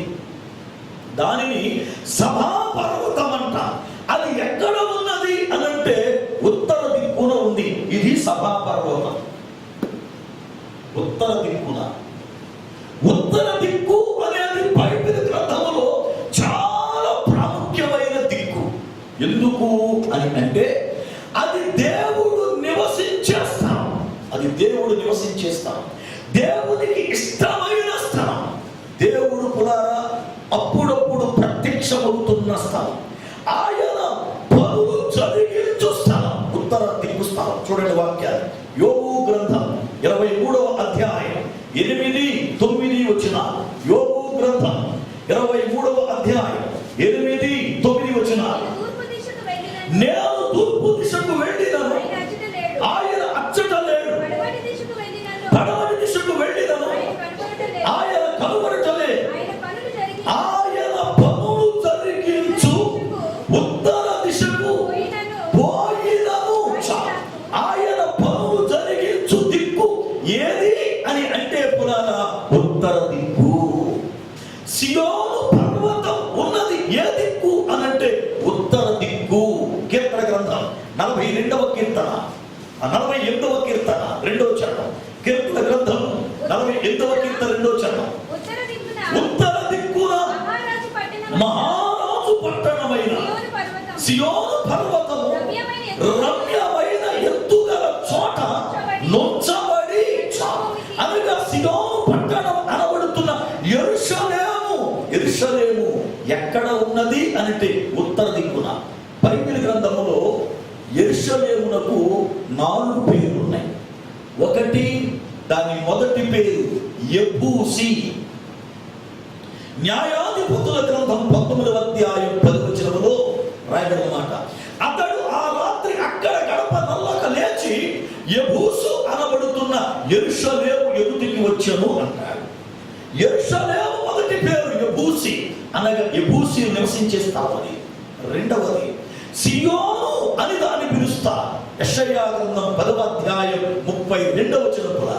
యెషయా గ్రంథం 10వ అధ్యాయం 32వ వచనం చదువుతున్నప్పుడు అక్కడ రాయబడినట సియోను అను యెరూషలేము అంటాడు అక్కడ. మీరు చదవండి ఆ వాక్యాన్ని. ఆదినమే సియోను కుమారి పర్వతము అను యెరూషలేము. సియోను పర్వతము యెరూషలేము. సియోనుకు మరొక పేరు యెరూషలేము. ఇక 4వ పేరు చెబుతాను. మొదటిది యెబూసి, రెండవది సియోను, మూడవది యెరూషలేము, 4వది హెర్మోను. మనకు బాగా పరిచయమైనటువంటి మాట కీర్తన గ్రంథంలో కదా. సహోదరుల ఐక్యత కలిగి నివసించడం మేలు అన్న కీర్తనలో హెర్మోను పర్వతమని గురించి బోధించాడు. హెర్మోను ద్వితీయోపదేశ కాండం 4వ అధ్యాయం 48వ వచనం మీరు చదవగలిగితే సియోనుకి మరొక పేరు హెర్మోనుగా లేఖనం మాట్లాడుతూ ఉంది. ద్వితీయోపదేశ కాండం 4:48. హెర్మోను అను సియోను కొండ అనగా యెరూషలేముకు ఇవన్నీ కూడా పేరు. అయితే ఇప్పుడు యెరూషలేము ఎక్కడ ఉన్నది అంటే ఉత్తర దిక్కున. సభా పర్వతం ఎక్కడ ఉన్నది అంటే ఉత్తర దిక్కున. దేవుడు పనులు జరిగించు దిక్కు ఏది అనంటే ఉత్తర దిక్కున. భూమిని, రెండవ భూమిని దేవుడు వేలాడదీసిన ఆ యొక్క ప్రాంతం ఏది అంటే ఉత్తర దిక్కు. ఇప్పుడు వేలాడుతున్న ఈ భూమి ఉన్న స్థలం ఉత్తర దిక్కు. దేవుడు పనులు జరిగించే స్థలం ఉత్తర దిక్కు. సభా పర్వతం ఉన్నది ఉత్తర దిక్కు. అందుకనే దేవుడు ఇశ్రాయేలీయులతో మాట్లాడినప్పుడు ఏమని మాట్లాడారు తెలుసా? మోషే, మీరు ఈ మన్యము చుట్టూ తిరిగిన కాలం చాలు, ఉత్తర దిక్కునకు తిరగండి. ద్వితీయోపదేశ కాండం 2వ అధ్యాయం 2వ వచనం అండి. ద్వితీయోపదేశ కాండం 2వ అధ్యాయం 2వ వచనం చూద్దాం. అంతటి యెహోవా మీరు ఈ మన్యము చుట్టూ తిరిగిన కాలము చాలును, ఉత్తర దిక్కునకు తిరుగుడి. దేవునికి స్తోత్రం. మనం ఏ పనకపోతే తూర్పు దిక్కు తిరిగి అంటాం కదా, కానీ బైబిల్ చెప్పిన తూర్పు దిక్కు కాదు, ఉత్తర దిక్కునకు తిరగండి. ఎందుకని? ఉత్తర దిక్కు దేవుడు నివసించే స్థలం ఉత్తర దిక్కు కూడా. కనుక ఇప్పుడు సభా పర్వతం అనేది ఒకటి ఉంది. అక్కడ సభ జరుగుతూ ఉంటుంది. అది ఆలోచన చేసే స్థలం. ఈ యొక్క సభలో లేక ఈ స్థలమందు కూడా 7 కమిటీలు ఉన్నాయి. 7 కమిటీలు. ఈ 7 కమిటీలకు ఏడుగురు దూతలు లీడర్స్ ఉన్నారు. ఏడుగురు దూతలు లీడర్స్ ఉన్నారు. వాళ్ళు ఏ ఏ కార్యక్రమాలు చేస్తారు, లేక ఏ ఏ లీడర్స్ వాళ్ళు, వాళ్ళ యొక్క విధానాలు ఏమిటో మనం తెలుసుకోవాల్సిన అవసరం ఉంది. అవి తెలుసుకుంటేనే కానీ పునాది వేసినప్పుడు స్తుతించిన దూతలే ఎందుకు భూమి నిరాకారం చేశాయో మనకు అర్థమవుతుంది. అయితే ఆ 7 గ్రూపులు ఏవి, ఆ 7 కమిటీల యొక్క లీడర్స్ ఎవరో జ్ఞాపకం చేస్తూ ఉన్నా. మొదటి గ్రూపు దేవునిని రాత్రింబవళ్ళు ఆరాధించే గ్రూపు. మానకవాడు స్తోత్ర యాగాన్ని చేసేటువంటి గ్రూపు, స్తుతించే గ్రూపు. వాళ్ళకి లీడర్ ఎవరు అనంటే ప్రధాన కెరూబు అనబడుతున్న వ్యక్తి లీడర్. అతనికి బైబిల్ గ్రంథములో పేరు పెట్టబడలేదు. ప్రధాన కెరూబు అని వర్ణించాడు. ఇతని చేతికి దేవుడు కొంతమంది దూతలను కులాల ఇచ్చి వీళ్ళకి నాయకుడుగా ఉండి చక్కగా ఆరాధన లీడ్ చేస్తూ రాత్రి పగళ్ళు స్తుతిస్తూ చక్కగా మీరు ఉండండి అని కులాల వాళ్ళకి చెప్పి వాళ్ళకి లీడర్గా ప్రధాన కెరూబునిచ్చాడు. ఈ ప్రధాన కెరూబు మళ్ళీ కొంతమంది లీడర్స్ చేసుకుని చక్కగా టీం నడిపిస్తా ఉన్నాడు. ఈ యొక్క ప్రధాన కెరూబుకి మిగిలినటువంటి కెరూబులకి మళ్ళీ వీళ్ళల్లో లీడర్ కెరూబులకి తేడా ఉంది. వీళ్ళ 3 గ్రూపులుగా విడగొట్టబడ్డారు. ఎలాగనంటే ప్రధాన కెరూబుని దేవుడు ఏర్పాటు చేసేటప్పుడు ఈ ప్రధాన కెరూబు ఎలా ఉండాలి అని దేవుడు సిద్ధపరిచాడు అంటే పరిపూర్ణ జ్ఞానం కలిగిన వాడిగా, పరిపూర్ణమైన సౌందర్యం కలిగిన వాడిగా, అందరికీ మాదిరిగా ఉండాలని చెప్పి దేవుడు ఈ ప్రధాన కెరూబుని 9 అమూల్యమైన రత్నముల చేత అలంకరించి లీడర్లు చేసేటప్పుడు అభిషేకించి నీవు ఇక్కడ నుండి ప్రధాన కెరూబువి, నీ తర్వాత ఎవరైనా సరే నువ్వు లీడర్వి అని దేవుడు ఆ కెరూబుని అభిషేకించాడు. చౌద వాక్యాన్ని హెబ్రీయుల గ్రంథం 28వ అధ్యాయం 12వ వచనం నుండి చదువుదామండి. హెబ్రీయుల గ్రంథము 28వ అధ్యాయము 12వ వచనం నుండి చదువుదాం పిల్లలు. చదవండి. నరపుత్రుడా తూరు రాజును గూర్చి అంగలార్పు వచ్చిన వ్యక్తి ఈ రాకు ప్రకటింపు. ప్రభువైన యెహోవా సెలవిచ్చున్నదేమనగా పూర్ణ జ్ఞానమును సంపూర్ణ సౌందర్యమును కలిగిన దానికి మాదిరివి నీవు. ఏదేను తోటయగు మాణిక్యము గోమేధికము సూర్యకాంతమణి రత్నవర్ణపు రాయి సులిమాని రాయి పద్మరాగము మాణిక్యము అను అమూల్య రత్నముల చేత నీవు అలంకరింపబడితివి. నీవు నియమింపబడిన దినమున పిల్లల గ్రోవులు వాయించువారు నీకు సిద్ధమై అభిషేకము నొందిన కెరూబువై కాలుచున్న రాళ్ల మధ్యన నీవు సంచరించితివి అని మాట్లాడాడు. ఈ ప్రవచనం ప్రధాన కెరూబును గురించి మాట్లాడుతున్నటువంటి ప్రవచనం. ఓ కెరూబు, నీవు ప్రధాన కెరూబుగా అభిషేకించబడ్డావు. నువ్వు అభిషేకించబడుతున్నప్పుడు పిల్లల గ్రోవులు ఊదేవారు నీకు రెడీ అయిపోయినా నీవు సంపూర్ణ జ్ఞానానికి సంపూర్ణ సౌందర్యానికి మాదిరిగా ఉండాలి. అందుకే దేవునిగా నేను నిన్ను అభిషేకిస్తున్నానని పరలోక రాజ్యమందు మొట్టమొదటిగా ఒక దూతను దేవుడు మెయిన్ లీడర్ చేశాడు. ఆ లీడరే పరలోకానికి చక్కనటువంటి పునరా మాదిరి ఉండాలని దేవుడు కోరుకున్నాడు. ఇక రెండవది, ఈ ప్రధాన కెరూబుకి కొంతమంది సబ్ లీడర్లు ఇచ్చాడు. ఈ యొక్క మెయిన్ లీడర్కి కొంతమందిని పునరా లీడర్లు ఇచ్చాడు. ఇప్పుడు దావీదు ఉన్నాడు అనుకోండి, గతోడ చెబుతున్నా. దావీదు రాజైనప్పుడు సంఘం దేవుని యొక్క మందిరం ఎదుట లేక మందిరములో ఆయన దేవుని ఆరాధించడానికి, దేవుని స్తుతించడానికి, దేవుని కనపరచడానికి 4,000 మంది క్వైర్ని ఏర్పాటు చేశాడు దావీదు భక్తుడు. ఈ 4,000 మంది క్వైర్కి 18 మంది లీడర్లు పెట్టాడు. 18 మంది లీడర్స్ 4,000 మంది క్వైర్ని పులారా ఆపరేట్ చేస్తూ ఉండేవారు. అలాగనే ఇప్పుడు పరలోక రాజ్యంలో స్తుతించడానికి ఒక గుంపుని ఏర్పాటు చేసి వాళ్ళకి లీడర్స్ పెట్టి ఆ లీడర్ల పైన మళ్ళీ ఒక ప్రాముఖ్యమైన ప్రధాన లీడర్ని పెట్టాడు దేవుడు. ఈ లీడర్స్ కి ఆ కొయ్యోళ్ళకి ఏంటి తేడా అంటే వీళ్ళందరూ కూడా కెరూబులే.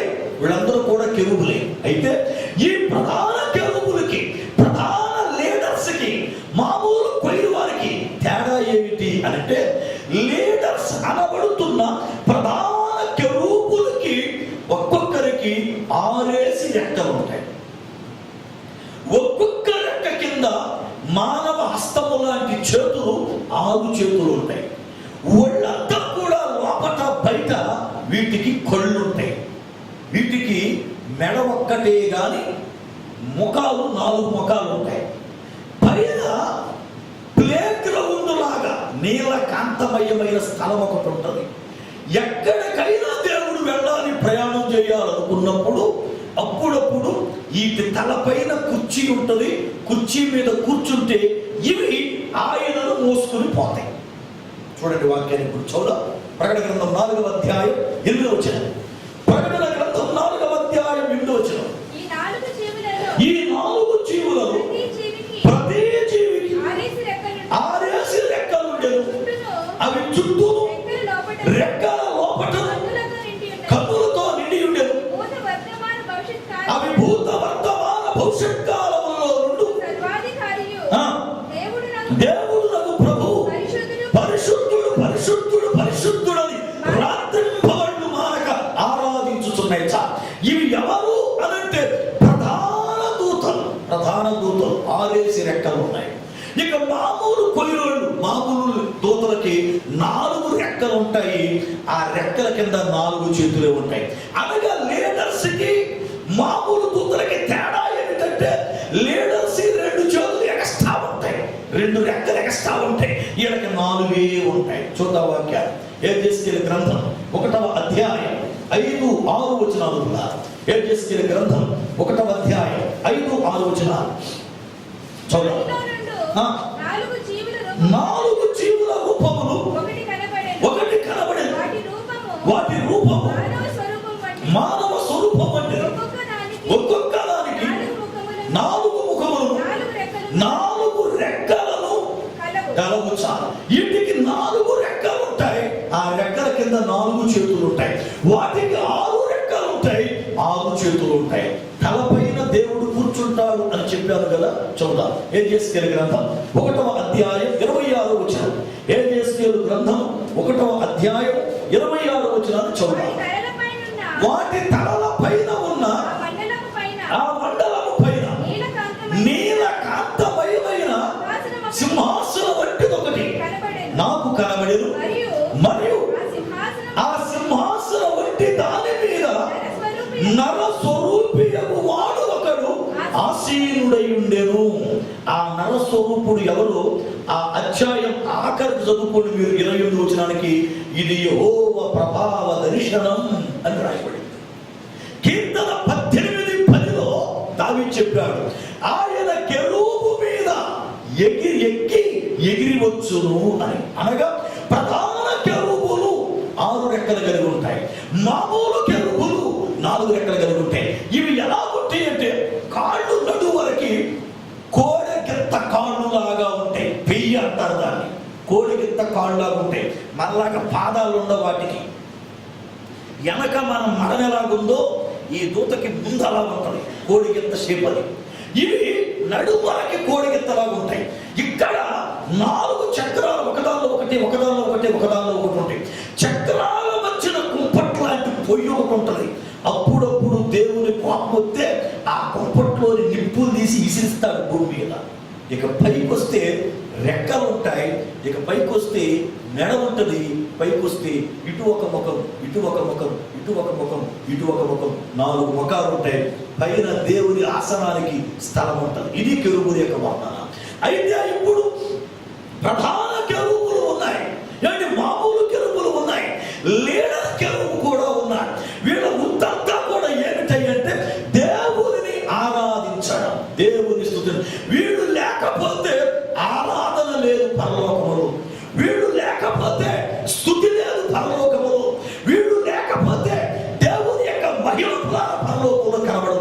ఆ టీమును దేవుడు అంతగా చక్కగా సిద్ధపరిచి లీడర్కి పిల్లారా ఎవరికి లేని యోగ్యత లీడర్కి ఇచ్చాడు.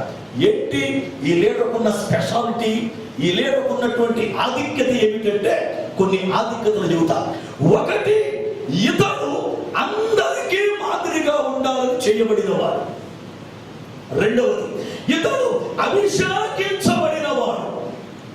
మూడు, ఇతడికి గొప్ప ఆధిక్యత ఏమిటంటే ఏ దూతలను గాని భూమి మీద ఉన్న మనుషులను గాని చేయని రీతిగా 9 అమూల్యమైన రత్నముల చేత దేవుడు అలంకరించాడు. ఇక నాలుగవదిగా ఇతనికి ఉన్నటువంటి ఒక ప్రత్యేకమైన లక్షణం ఏమిటి అంటే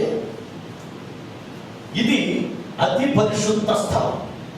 ఇక్కడికి వెళ్ళాలంటే ఎవరు తరం కాదు, ఆయన ఒక్కడే లోపలికి వెళ్తాడు. లోపలికి వెళ్ళగానే అగ్ని స్వరూపుడైపోతాడు, అగ్నిగా మారిపోతాడు ఇక్కడ. అయితే ఇక్కడికి వెళ్ళి ఆయన కుర్చీ మీద కూర్చున్నప్పుడు, ఏకాంతంలో ఉన్నప్పుడు ఆయనతో ఏదైనా మాట్లాడాలనుకుంటే ఈ అగ్నిలాగా కాలువ కనపడుతుంది కదా, ఆయన చుట్టూ అగ్నిలాగా ప్రవహిస్తా ఉంటుంది, అగ్ని కాలువలాగా. ఈ అగ్నిలోకి వెళ్ళి నిలబడి కాలుచున్న రాళ్ల మధ్యలో ఉండి ఆయనతో మాట్లాడాలి. అలా మాట్లాడగలిగినటువంటి కెపాసిటీ, అలా మాట్లాడగలిగినటువంటి శక్తి ఈ దూతకి మాత్రమే ఉంది. చూడండి ఆయన తేజో మహిమ స్థలం ఎలా ఉంటుందో ఒకసారి బైబిల్ గ్రంథం దానియేలు గ్రంథం 7వ అధ్యాయం 9వ వచనం. దానియేలు గ్రంథము 7వ అధ్యాయం 9వ వచనం చూద్దాం. దానియేలు గ్రంథం 7:9 చదువు.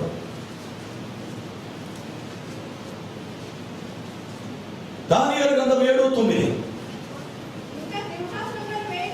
ఇంకా సింహాసనములు వేయుట చూచి తిని మహావృత్తుడు అక్కడ కూర్చుండెను.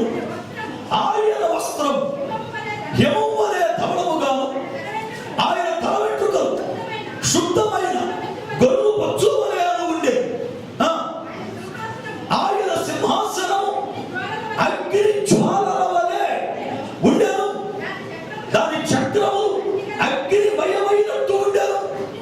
అగ్ని వంటి ప్రవాహము ఆయన యొద్ద నుండి ప్రవహించుచుండెను. ఇప్పుడు ఆ ప్రవహిస్తున్న అగ్నిలోకి వెళ్ళి, అనగా కాలుచున్న ఆ రాళ్ల మధ్యలోకి వెళ్ళి ఆయనతో మాట్లాడాలి అంటే ఈ అభిషేకము నొందినటువంటి కెరూబుకి తప్ప ఎవరికి ఆ యొక్క కులాల శక్తి సామర్థ్యాలు లేవు. అందుకే ఈ కెరూబుల గురించి మాట్లాడి చెప్పాడు, నీవు కాలుచున్న రాళ్ల మధ్యన సంచరించావన్నాడు. యెహెజ్కేలు గ్రంథం 28వ అధ్యాయం 14వ వచనం.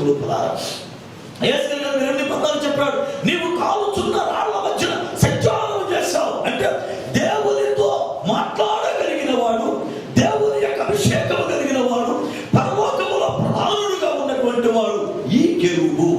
ఇక రెండవ బ్యాచ్ దగ్గరికి వస్తున్నా. రెండవ బ్యాచ్ ఎవరయ్యా అంటే పరలోకములో ఒక సైన్యం అనేది దేవుడు ఏర్పాటు చేశాడు. ఆయన పేరే సైన్యములకు అధిపతి యెహోవా అని వాడబడింది. ఇది బైబిల్లో మొట్టమొదటిగా సమూయేలు 1వ గ్రంథంలో వాడబడింది. ఆ కాలం సైన్యములకు అధిపతి యెహోవా. అంతకుముందు పుస్తకాలు ఎక్కడ కూడా పదం మనకు దొరకదు. సమూయేలు దగ్గర నుంచి స్టార్ట్ అవుతుంది సైన్యములకు అధిపతి యెహోవా అన్నటువంటి వాడుకల. కనుక ఇప్పుడు పరలోక రాజ్యములో ఒక సైన్యం ఉంది, ఒక మిలిటరీ ఉంది. దానికి లీడరుగా మిఖాయేలు అనబడుతున్న దూతను దేవుడు లీడర్గా పెట్టాడు. వీళ్ళు ఏం చేస్తారు, ఎలాంటి కార్యాలు చేస్తారో మీకు ఒక ఉదాహరణకి ఒక సంభవం చెబుతాను నేను. ఒక వ్యక్తి పరలోక రాజ్యము నుండి కిందకు రావాలి అంటే, భూమి మీదకి రావాలి అంటే, లేక భూమి మీద ఉన్న వ్యక్తి పరలోక రాజ్యానికి వెళ్ళాలి అని అంటే మధ్యలో ఉన్నటువంటి వాయుమండలాన్ని దాటి వెళ్ళాలి. ఈ వాయుమండలాన్ని దాటాలి అనంటే ఈ వాయుమండలంలో ఆకాశ శక్తులు అనబడుతున్న ఉన్నవి. వీటికి లీడర్ అయినటువంటి సాతానుడు అనబడుతున్న వ్యక్తి ఈ వాయుమండలంలో ఉన్నాడు. అక్కడి నుంచి ఇక్కడికి రావాలి అన్నా, ఇక్కడి నుంచి అక్కడికి వెళ్ళాలి అన్నా ఇతన్ని దాటి వెళ్ళాలి. ఇతన్ని దాటాలి అంటే మామూలుడు కాదు. ఈ వ్యక్తి చాలా బలవంతుడు, చాలా శక్తిమంతుడు. అతన్ని ఢీకొని అతన్ని గెలిస్తేనే గాని కిందకి రానియడు. అందుకనే అతన్ని గెలవగలిగినటువంటి సామర్థ్యాన్ని ఇచ్చి సైన్యముగా ఒక గ్రూపుని తయారు చేసి వాటికి లీడర్గా మిఖాయేలు దేవుడు పెట్టాడు. మీకు అర్థం కావాలంటే ఇంకా కొంచెం రోజులు చదువుతాను. మనం చాలా క్రిస్మస్లు చేసి ఉంటాం కదా.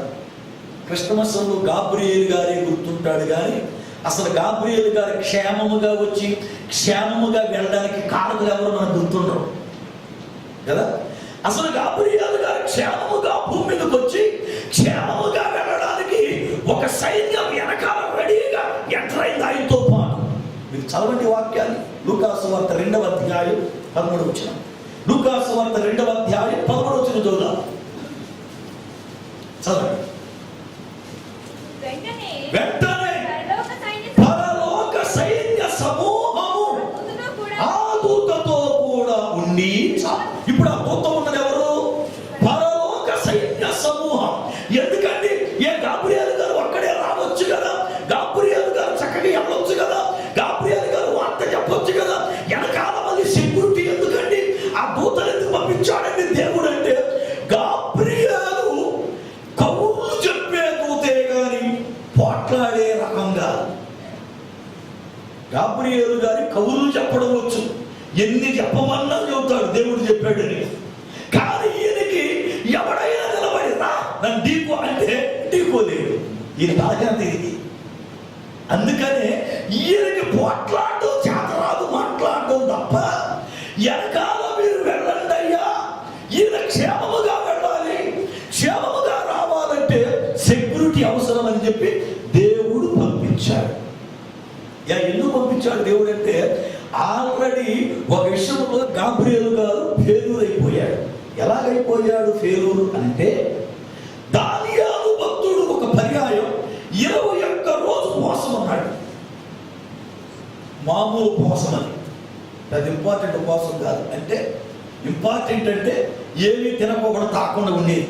ఈయన మామూలుగా ఉన్నాడంటే ఏదో రుచి లేని తింటా, ద్రాక్షసం దాక్కోకుండా, ఆ 21 రోజు మాత్రం మాంసం తినకోకుండా మామూలుగా చేయకపోతే బాగా డ్యూటీకి వెళ్ళాలని అల్పాహారం తింటూ ఉపవాసం ఉన్నాడు.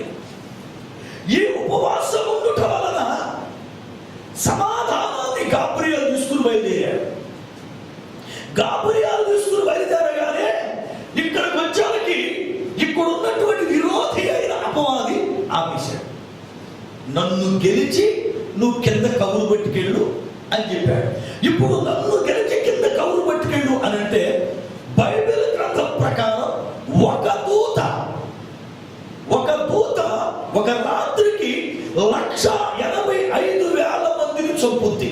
రాజుల 2వ గ్రంథం 19వ అధ్యాయం 35వ వచనం ప్రకారం, రాజుల 2వ గ్రంథం 19:35 ప్రకారం ఒక రాత్రి ఒక దూత యుద్ధమాడితే 185,000 మందిని చంపుద్ది.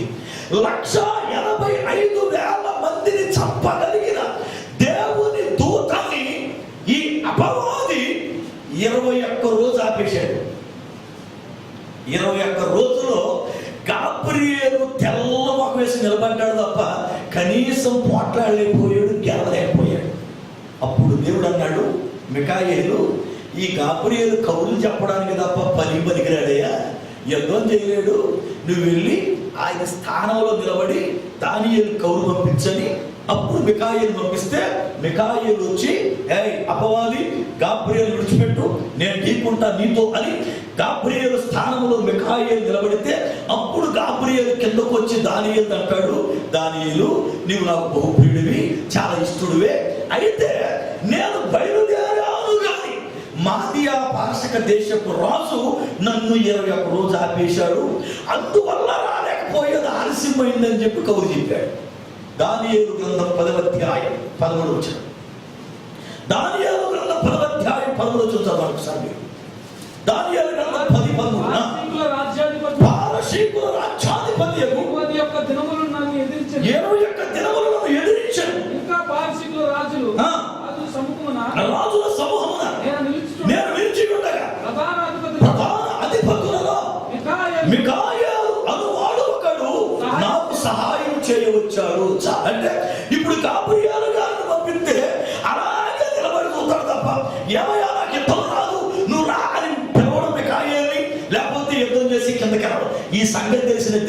చేశాడంటే, ఈ మనిషిని కవులు చెప్పడానికి పంపిస్తే బాగానే చెబుతాడు కానీ ఎవడైనా అడ్డం పడితే గెలవలేడు, వెనకాల మీరు వెళ్ళండి అయ్యా, ఇది సర్వ ప్రపంచానికి ప్రాముఖ్యమైన వార్త, గాబ్రియల్ అప్పట్లాగా 21 రోజు ఆగిపోతే కుదరదని చెప్పి వెనకాల మిలిటరీ సైన్యాన్ని పంపాడు.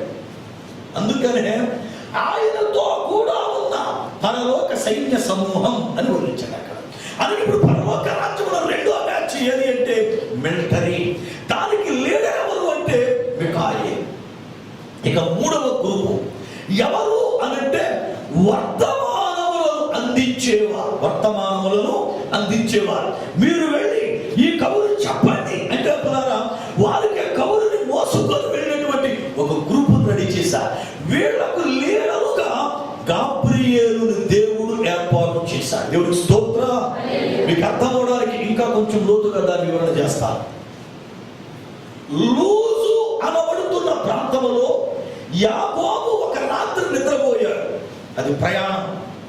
ఈ ప్రయాణంలో నిద్రపోయినప్పుడు ఆకాశము తెరవబడి ఒక కళను చూస్తూ ఉన్నాడు, ఒక కళ వింటూ ఉన్నాడు.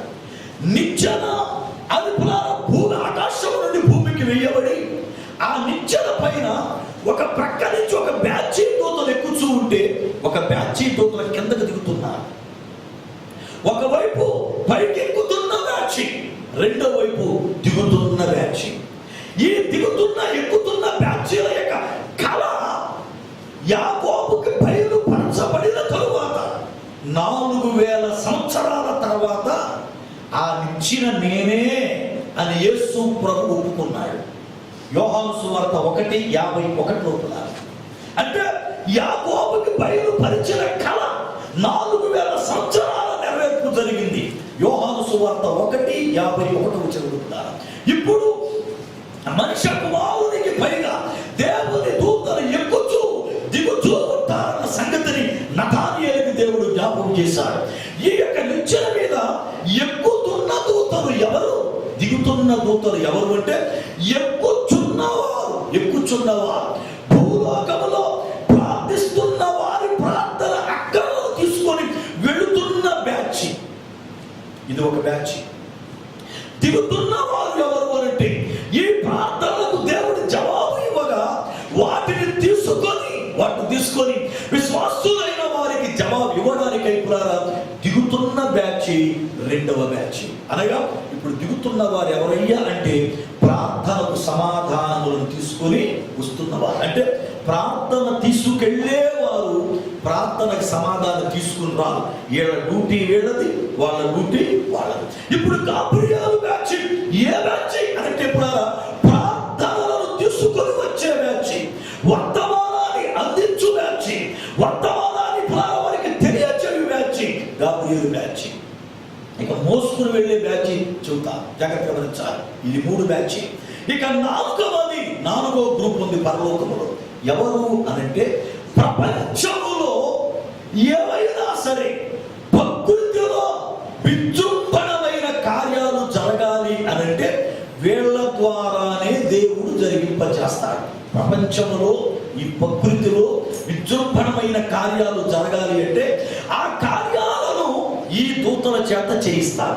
వాటికి లీడర్ ఎవరు అనంటే ఉరియేలు. 4వ గ్రూపు విజృంభణమైన కార్యాలు చేసే గ్రూపు. ఈ 4వ గ్రూపుకి లీడర్ ఉరియేలు. సునామీలు రావాలి అన్నా, భూకంపాలు జరగాలి అన్నా, ఇలాంటి ప్రకృతికి నాశన కార్యాలు జరగాలి అన్నా ఈ దూతలే ఆ కార్యాన్ని జరిగిస్తాయి. దేవుడు వాటికి అధికారం ఇచ్చాడు. జాగ్రత్తగా ఉందాం. దేవుని యొక్క లెక్కలను బట్టి ప్రకృతిలో జరుగుతున్న విజృంభణమైన కార్యాలకి ఒక టీం పనిచేస్తుంది. ఇక 5వది షరాకియేలు అనబడుతున్నటువంటి దూత. ఈ దూత ఒక గ్రూపుకి లీడర్. ఇది ఏ గ్రూపు అని అంటే పాపము చేసిన వారి ఆత్మల పైన అధికారము కలిగిన గ్రూప్. ఈ గ్రూపు పాపము చేస్తే ఎవరైనా వారి పైన వీళ్ళకి అధికారం ఇచ్చాడు దేవుడు.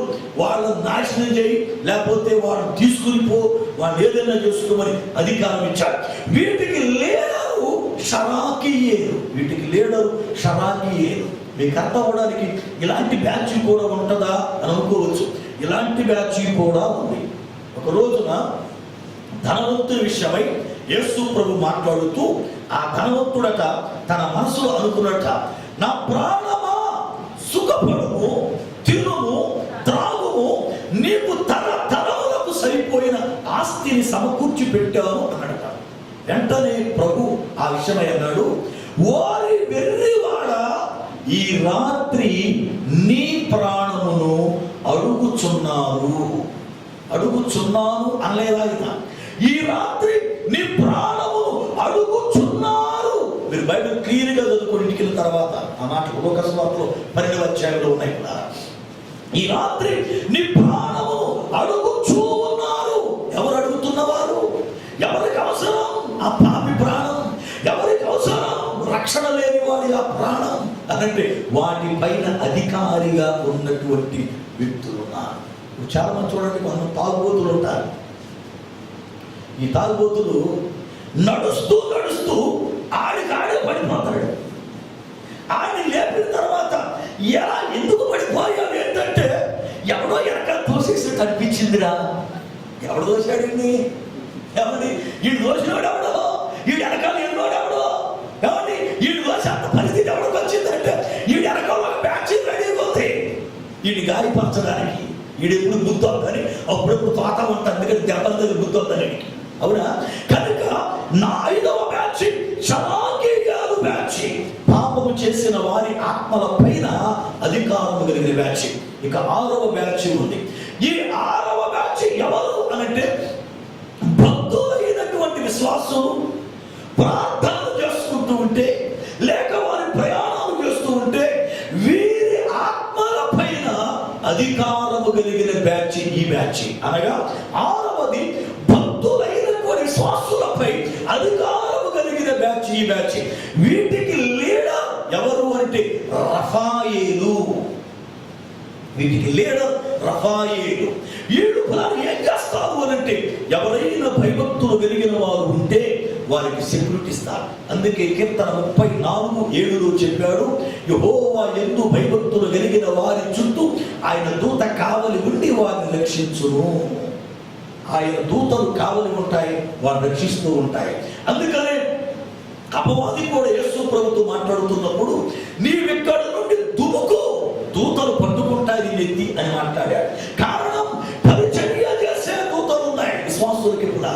విశ్వాసులు బట్టి ప్రయాణం చేస్తూ ఉన్నప్పుడు, విశ్వాసులు ప్రార్థన చేస్తున్నప్పుడు, వాళ్ళ ప్రార్థన తీసుకెళ్ళడానికి ఈ దూతలు పనిచేస్తాయి. అందుకు చెప్పారు, నిత్యం మీద ఒక బ్యాచ్ దిగుతూ ఉంది, అది గాబ్రియల్ బ్యాచ్. ఇప్పుడు ఎక్కుచున్న బ్యాచ్ రఫాయేలు బ్యాచ్. అనగా ప్రార్థనలను తీసుకొని పోతూ ఉన్నాయి. ప్రార్థన దేవుని సముఖం ముందు పెట్టడానికి వారు ఎవరైనా అంటే దేవుని పక్షాన, దేవుని పిల్లలైన వారికి పరిచర్య చేయవారు.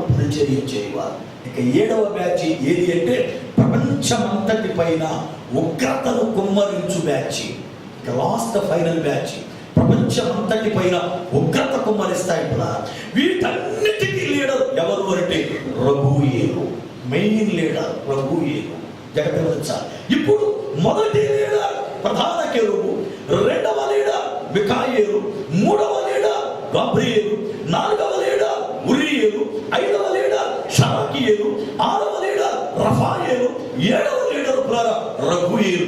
ఇలాగున ఆయన ఒక కమిటీని ఏర్పాటు చేసుకొని పరలోకమందు చక్కని రాజ్యాన్ని నడిపించుకుంటూ, భూమిని పునాదులు వేసి కట్టుకొని దాని మీద అప్పుడప్పుడు వస్తూ ఆయన చక్కగా తన ప్రణాళిక నెరవేర్చుకుంటూ ఉన్నారు. అయితే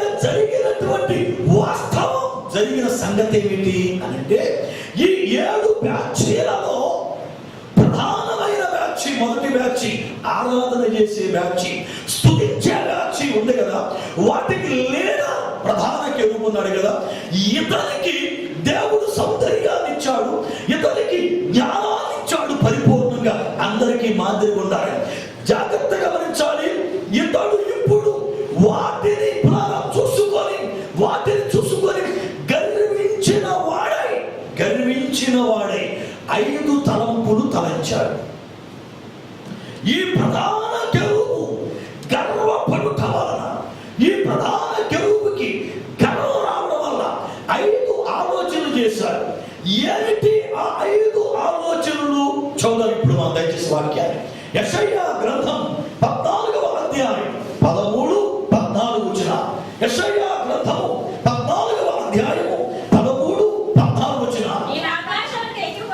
చూడండి, నేను ఆకాశమునకు ఎక్కిపోయేదను, దేవుని నక్షత్రములకు పైగా నా సింహాసనమును హెచ్చింతును, ఉత్తర దిక్కున ఉన్న సభా పర్వతం మీద కూర్చుందును, మేఘ మండలం మీదకి ఎక్కుదును, మహోన్నతునితో సమానునిగా నన్ను నేను చేసుకొందునని నీవు మనసులో అనుకుంటివి కదా.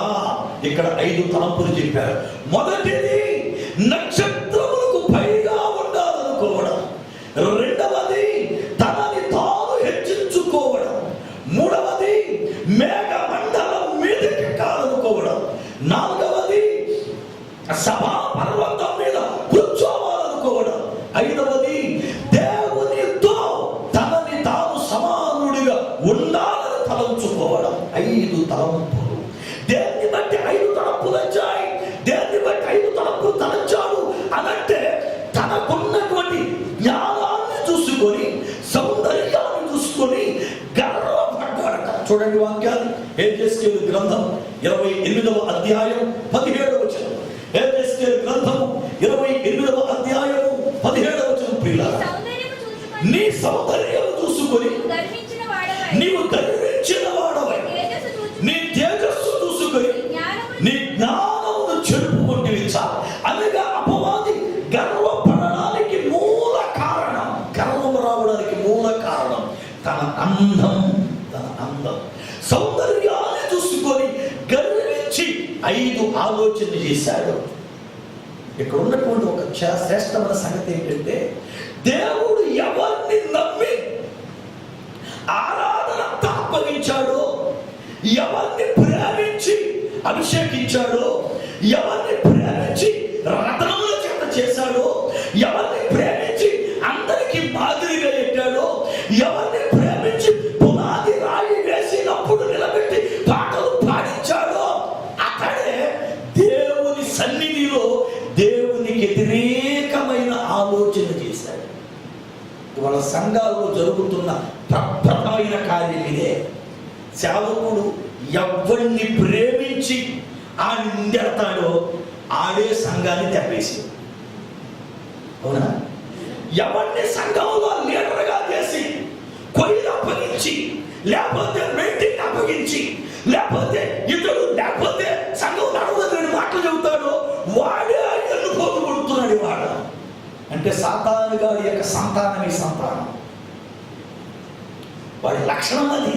నమ్మినోడిని ముంచేయడం, నమ్మినోడు కన్నా గొప్పగా ఉండాలనుకోవడం, అది లక్షణం. అది బీజం. అది ఇవాళ చాలా సంఘాలలో జరుగుతున్నటువంటి పరిస్థితి ఇదే. చాలా సంఘాల్లో పాస్టర్ గారి కన్నా నేను బాగా ఉండాలా, పాస్టర్ గారితో పాటు కుర్చీ వేసి కూర్చోవాలా. మరి కుర్చీ వేసి కూర్చుంటే ఏమవుతుందో నాకేం అర్థం కాదు. చాలా మంది కుర్చీల కోసం దెబ్బలాడతారండి. నిజం. నేను జోసఫ్ రెడ్డి గారి బేస్మెంట్లో క్లాసు నడుపుతున్నా. ఒక వారం క్షుణ్ణంగా క్లాసు నడిచింది. వాళ్ళని చూశాను.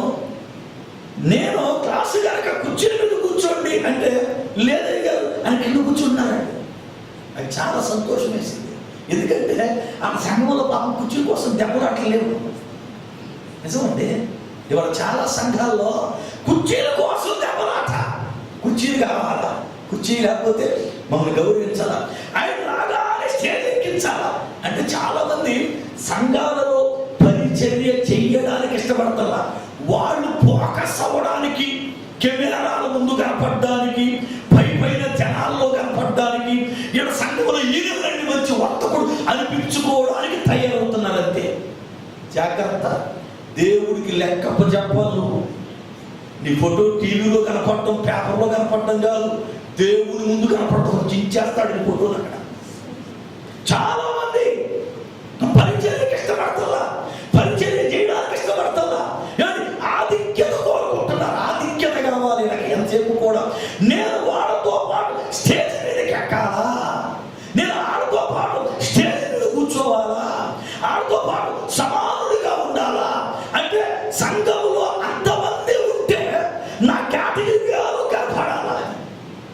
ఒక్క ఆలోచన చెబుతాను మీకు. అసలు మందిరంలోకి ఫస్ట్ వచ్చినప్పుడు ఏమని గుళ్ళో కడిగెట్టావు? దేవుడి వాక్యం వినాలా, దేవుడు తెలుసుకోవాలా, రక్షించబడాలా, సంఘంలో బలపడాలా, ఈ సంఘంలో వాక్యం ఉందట, దైవజన మంచోడట, నాకు జీవిత కాలం అంతా కూడా సంఘంలో చక్కగా ఎదగాలని వస్తున్నాను. 4 సంవత్సరాలు అయ్యాకి సీనియారిటీ విరిగిపోయి ఇప్పుడు ఏమన్నాడు, సంఘంలో నాకు గుర్తింపు లేదంటే. నువ్వు సంఘంలో ఎంటర్ అయినప్పుడు గుర్తింపు కోసం వచ్చావు. నువ్వు సంఘంలోకి ఏమండి నిన్ను గుర్తించాలని సంఘంలోకి వచ్చావా? ఏమంటే సేవకుడిని గుర్తు పెట్టుకోవాలి, గుళ్ళో కడిగెట్టావా? ఏమంటే సేవకుడిని గుర్తు పెట్టుకోవాలి, నిన్ను అందరిలో లేపి నీకు తండయ్యాలని చెప్పి సంఘంలో ఏమని లీడర్షిప్ తీసుకుంటున్నావా? చాలా మంది వాళ్ళ ఆలోచన ఏంటో తెలుసా, సంఘంలో గుర్తింపు లేదండి. సంఘంలో గుర్తింపేంటి? ఇది దేవుని శరీరం, ఇది దేవుని శరీరం. నువ్వు పాలిభాగస్తుడు, అది నీ బాధ్యత అంతే. నువ్వు చేయాలా, అది బాధ్యత. అంతేగాని నాకు గుర్తింపు లేదండి, నాకు అక్కర్లేదండి, పాస్టర్ గారు ఇటువరకు లాగా లేదండి, ఇటువరకు లాగా కొంచెం ఒలి చేసి ఉంటాడు, ఏముందా అంతేనా, ఇంకేముందా ఏమండి అని చాలా మంది ఆలోచనలు ఏంటి అంటే సాతాను గాడి యొక్క ఆలోచనలన్నీ కూడా ఇతడు దేవుడు ప్రేమించి నాకు చక్కగా పనికొస్తాడు, పరలోక రాజ్యంలో ఆరాధన నడిపిస్తాడు, చక్కని వాయిద్యాలు వాయిస్తాడు అని చెప్పి ఇతడు తీసుకెళ్ళి భూమికి పునాది వేసినప్పుడు నువ్వు పాటలు పాడు నాయనా, నేను పునాది వేస్తానంటే పునాది ఎక్కడ వేస్తున్నాడు బాగా కనిపెట్టి ఆ తర్వాత పునాది చేసిన స్థలాన్ని చూసుకొని భూమిని చెరిపేశాడు. ఎవరిని నమ్ముతున్నామో వాళ్ళే ఇవాళ దైవజనులకు కంటికి నీరుగా మారారండి. నేను చెబుతాను ఒక మాట, సోదరుడా సోదరి, నీ దైవజనుడు కన్నీరు పెట్టడం నీకు దీవెన కాదు. నీ దైవజనుడు నీ విషయంలో దుఃఖపడడం నీకు దీవెన కాదు. నీ దైవజనుడు నీ విషయంలో దేవుని దగ్గర ప్రభువా ఈ మనిషి మారటం లేదయ్యా, ఈ మనిషి సంఘానికి అభ్యంతరంగా ఉన్నాడయ్యా అని మొర్ర పెట్టడం అది నీకు శాపం, అది నీకు శాపం. నీ దైవజనుడు నిన్ను గురించి ఈ బిడ్డను దీవించునాయనా అని ప్రార్థన చేయడం ఆశీర్వాదం. ఈ రోజున చాలా మంది దైవజనులకు పిల్లల కంటికి నీరులా కమ్మేస్తున్నారంతే. దైవజనులు కన్నీరు గార్చి సంఘాలు పట్టుకుని మోకాళ్ళు ఉండి ఉపవాసాలు ఉండి వేదన పడి తినక తినిపుదార భార్యను వదిలిపెట్టి బిడ్డలను వదిలిపెట్టి దేశాన్ని వదిలిపెట్టి అనేక ప్రాంతాలకు తిరుగుతూ పుదార ఇవాళ దేవుని యొక్క వాక్యాన్ని ఉపయోగించి సువార్త ప్రకటించి సంఘాలు కడితే ఆ సంఘాలను ముక్కలు చెక్కలుగా తయారు చేస్తున్నాం. ఇవాళ ఎంత భయంకర పరిస్థితి. ఇవాళ ఒక సంఘం చీలిపోవడం అంటే అర్థమేంటో తెలుసా? ఒక సంఘం చీలిపోవడం అంటే క్రీస్తు అవయములో నువ్వు తెక్కొట్టి ఒక పాటకి వెళ్ళిపోతున్నావు అంతే. వాడు బయటికి ఒక్కసారి సిలివేశారు. ఎన్నిసార్లు యేసు ప్రభు శరీరాన్ని చీల్చేద్దాం అలా తిరిగి, ఎన్నిసార్లు కూడా యేసు ప్రభు శరీరాన్ని గాయపడుతామండి. ఆయన ఆ రోజున కూడా దెబ్బల చేత పట్టబడినప్పుడు ఆ ఒక్క రోజే మూలిగి ఉంటాడు. కానీ ఈ రోజున నేటి క్రైస్తవ సంఘాలను గురించి గువ్వవలే నిత్యము దుఃఖారావం చేస్తూనే ఉన్నాడు, దుఃఖారావం చేస్తూనే ఉన్నాడు. అపవాది అనబడుతున్న ఈ వ్యక్తి దేవుని యొక్క రాజ్యంలో ప్రధాన కెరూబుగా ఉన్నప్పుడు 5 ఆలోచనలు చేశారు. నేను హెచ్చించుకోవాలి, నక్షత్రాలకు పైగా ఉండాలి, మహోన్నతులతో సమానంగా ఉండాలి, నా సింహాసనాన్ని ఎచ్చుకోవాలి. 5 ఆలోచనలు. ఎప్పుడైతే ఈ ఆలోచన వచ్చినాయో వెంటనే దేవుడు సైన్యానికి లీడర్గా ఉన్న మిఖాయేలును పిలిచాడు. ఇతనిలో చెడు స్వభావం వచ్చింది, ఇతనిలో తప్పుడు ఆలోచనలు వచ్చాయి. మిఖాయేలు ఇలాంటి వాడు ఈ స్థానంలో ఉండడానికి యోగ్యుడు కాదు అని కూడా మిఖాయేలుకి చెప్పాడు. వెంటనే ఈ యొక్క ప్రధాన కెరూబుకి కొంతమంది దూతలు ఇచ్చాడు కదా దేవుడు, వెనకాల కొంత పరిచారకులు ఇచ్చాడు కదా. ఇప్పుడు వీడేం చేయాలా? ఓ కెరూబు, దేవుడిని ప్రేమించి ఉన్నతమైన స్థలంలో ఇచ్చి చక్కనటువంటి రీతిగా సిద్ధపరిచి నిన్ను అభిషేకించి నిన్ను నాయకుడిగా పెట్టి మా అందరినీ నీ చేతి కింద పెడితే నువ్వు దేవునికి వ్యతిరేకంగా ఆలోచన చేస్తావా? తప్పు అని ఖండించాలా. కానీ తప్పు ఆలోచన చేసిన అపవాదిని ఖండించడానికి బదులు దూతలలో 3వ వంతు దూతలు అతనికి సపోర్ట్ ఇచ్చారు. వాళ్ళ సంఘాలలో ఎవరైనా తప్పు ఆలోచన చేస్తే నువ్వు చేస్తున్నది తప్పు, నువ్వు నడిచే నడవడిక తప్పు, నీ క్రియల తప్పు, ఇది దేవుని పరిచర్య అని ఆ ఆలోచన చేసిన వాడిని ఖండించడం అనేసి ఆడి వెనకాల ఒక బ్యాచ్ తయారై వాడితో పాటు వీళ్ళు కూడా వెళ్ళిపోతున్నారు బయటికి. ఇది ఎక్కడి నుంచి వచ్చింది నైజం? ఎక్కడి నుంచి వచ్చింది ఈ బీజం? అంటే ఇక్కడి నుండే. పాపపు ఆలోచన ప్రారంభమైనది ఏదేను తోటలో కాదు, సభాపర్వతం మీద. సభాపర్వతం మీద నేను అనబడుతున్న 2 అక్షరాలలో నుండి పుట్టుకొచ్చిన గర్వం.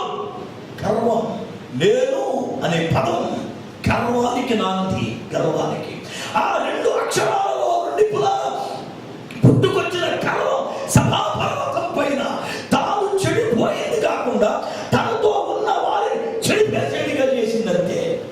ఇక్కడ ఏమని ఎక్కేసి ఉంటాడంటే, మనం ఎంతకాలం ఉన్న పరిచారకులుగా ఉండాలి, లీడర్ చేయలేడినా ఆయనే మీ లీడరు, అందుకే ఎంతకాలం ఉంది ఇక్కడ మనం పాస్టర్ ఉన్నాము, వెళ్ళిపోతాం బయటకు వెళ్తే మనం కోట పెట్టేసుకుందాం, ఒక సంఘం పెట్టేసుకుందాం, అది తయారైపోతున్నాం. అవునా?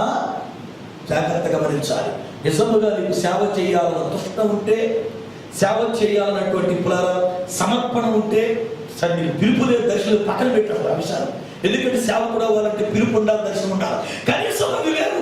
కనీసం సేవ చేయాలన్న సమర్పణ నీకుంటే, దుష్టం నీకుంటే, నీ ఆత్మీయ తండ్రి దగ్గరికి వెళ్ళి, అయ్యా నాకు సేవ చేయాలన్నటువంటి జీవితంలో తృష్ణ ఉంది, ఇదిగో నేను సమర్పించుకుంటా, మనకు బ్రాంచ్ సంఘం పెట్టుకుందాం నాయన, నన్ను అభిషేకించండి, ఎక్కడైనా మీరు పంపించండి, వెళ్తానని చెప్పి నీ ఆత్మీయ తండ్రి చేత అభిషేకించబడిన వాడవై నీ వెళ్ళి ఆ ప్రాంతంలో సువార్త చేస్తూ ఉంటే, అప్పుడప్పుడు నీ ఆత్మీయ తండ్రి వచ్చి నిన్ను బలపరిచి సంఘానికి బలపరిచి వస్తాడు. అది సేవా రీతి.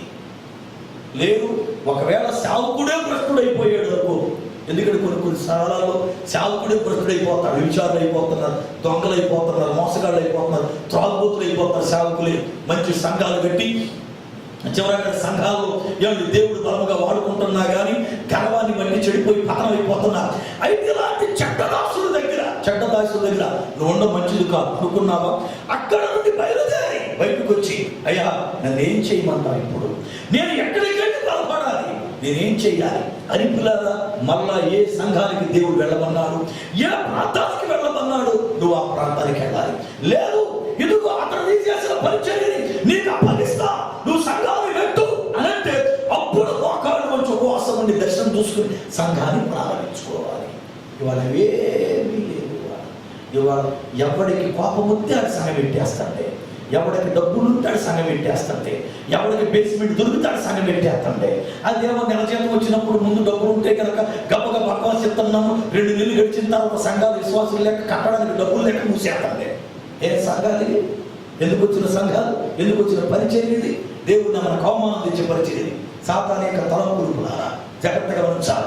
ఇతన్ని దేవుడు ప్రేమించి యోగ్యత ఇస్తే 3వ వంతు దూతలు చెప్పేశాడు. అక్క 3వ వంతు దూతలు తన వైపు తిప్పేసుకున్నాడు. తిప్పేసుకున్నప్పుడు మిఖాయేలు యుద్ధానికి రెడీ తన సైన్యాన్ని తీసుకుని వస్తే, ఇప్పుడు 3వ వంతు దూతలను ఎనకాలేసుకుని వీళ్ళు కూడా చెప్పుడు మాట్లాడి అతనితో కలిసి దానికెడితే, ఆ యొక్క ప్రధాన కెరూబుకి ఏకీభవించును అని కూడా కలిపి తోసేసాడు కిందకి. గుర్తుపెట్టుకోండి, తప్పు ఆలోచన చేసినోని ఆలోచనకి ఏకీభవించును కూడా గెంటేస్తాడు దేవుడు. భ్రమపడిపోక ఎప్పుడు కూడా నీవు ఆ పాపములో ఏకీభవిస్తే నీకు కూడా శిక్ష, నీకు కూడా శిక్ష. చూడండి వాక్యం ఇప్పుడు ప్రకటన గ్రంథం 12వ అధ్యాయం, ప్రకటన గ్రంథం 12వ అధ్యాయం 7-8 వచ్చిన తొందరగా ముగ్గురికి వస్తున్నా. అంతటి పరలోకమందు యుద్ధము జరిగెను, మిఖాయేలు అతని దూతలను ఆ ఘట సర్పముతో యుద్ధము చేయవలెను. ఆ ఘట సర్పం యుద్ధము చేసి గాని గనుక పరలోకమందు వారికి స్థలము లేనందున సర్వలోకమును మోసపుచ్చుచు అపవాది అని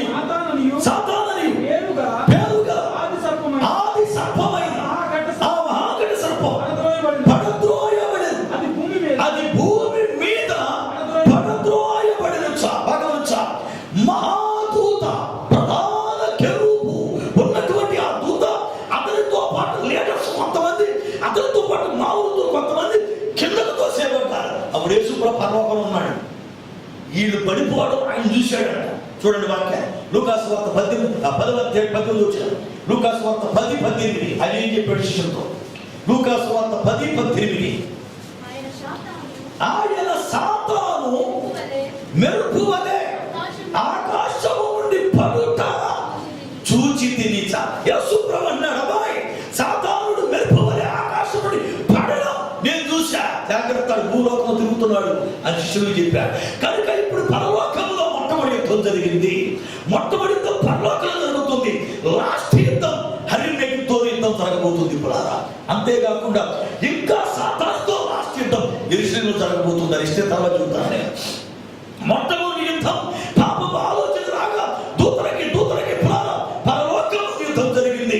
యుద్ధం జరగగా వాళ్ళు ఓడిపోతే అక్కడ నిలబడడానికి స్థానం లేదు కనుక భూమి మీదకి త్రోసేయబడ్డారు. ఎప్పుడైతే త్రోసేయబడ్డారో జరిగిన సంగతి ఏమిటి అని అంటే, ఇతనికి మహిమ పోయి చీకటి ఆత్మగా మారి దేవునికి విరోధయ్యారు. ఇప్పుడు ప్రధాన కెరూబు అల్లా ఏమని పేరు వచ్చింది అంటే సాతాను, అపవాది. సాతాను అన్న అపవాది అన్న ఒకే పేరు కర్త, విరోధి అని అర్థం. విరోధి, దేవుని దూత ఇప్పుడు దేవుని విరోధి అయిపోయారు. ఇక లీడర్స్ దూతున్నారు కదా, వాళ్ళు తోసేయబడ్డారు. తోసేయబడితే వాళ్ళు లీడర్స్ కదా, కొంచెం ఎంతైనా మెహర్బాని తగ్గలాడకి తోసేయగానే వాళ్ళకి మహిమ పోయింది. మహిమతో పాటు రెక్కలు పోయింది, ఆరేసి చేతులు మిగిలి. వాళ్ళు ఏమనుకున్నారంటే ఎంతైనా బతికించడం కదా, మరి ఈ చిన్న దూతల్లాగా మనం కిందకి తిరిగితే బాగాదు, మనకు అడకన్నా 2 చేతులు ఎక్కువ కదా, అందుకని మేము అక్కడక్కడ కొండ మీద ఎదుగుతూ ఉంటామని చెప్పి 6 చేతులతో కొండ మీద ఎదుగుతూ మొదలెట్టారు. కొండ మీద వేసే పద్దానికి 6 చేతులు. ఎక్కడ చూసిన 6 చేతులు? రెక్కలు పోయి మహిమ పోయి చీకటి ఆత్మలై కొండల మీద తయారైపోయినాయి. కింద ఎక్కడ నడవంట, కింద గంతులేమంట, కొండల మీదే గంతులేతే అంటే. ఇక చిన్న బ్యాచ్ ఉంది. ఇక చిన్న బ్యాచ్కి ఏంటంటే అక్కడ ఉన్నప్పుడు సరిలేదు, ఎక్కడున్నప్పుడు సరిలేదు, వీళ్ళు నమ్ముకుని వచ్చాం తోసేపడతామని చెప్పి మహిమ కోల్పోయి రెక్కలు పోయి మహిమ కోల్పోయి చీకటి ఆత్మలైపోయి అవి ఏమైపోయినట్టు వాటికున్న ఆశలు తీర్చుకోవడం కొరకై చచ్చిపోయిన వాళ్ళ పేరు పెట్టుకుని అవి నేనే చచ్చిపోయినోని అని చెప్పి బ్రతికున్నోని పీక్కు తినడానికి దురాత్మలుగా తయారైంది. ఒక బ్యాచ్ దురాత్మల బ్యాచ్, రెండో బ్యాచ్ దేవతల బ్యాచ్, మూడవదిగా వాటికి లీడర్ తయారయ్యారు. వీళ్ళు ఒకప్పుడు దేవుని దగ్గర ఉన్నారు, దేవుని కాయాసక్రమంగా నడిచి త్రోసేయబడి మహిమ కోల్పోయి చీకటి ఆత్మలయ్యారు. ఆ చీకటి ఆత్మలే దెయ్యాలు, అంతే తప్ప చచ్చిపోయినోడు దెయ్యముడు. ఆదామును దేవుడు భూమి మీద చెయ్యక ముందే దురాత్మలు ఉన్నాయి. ఆదాము భూమి మీద పుట్టక ముందే దెయ్యాలు ఉన్నాయి, దేవతలు ఉన్నాయి. జాగ్రత్తగా గమనించాలి.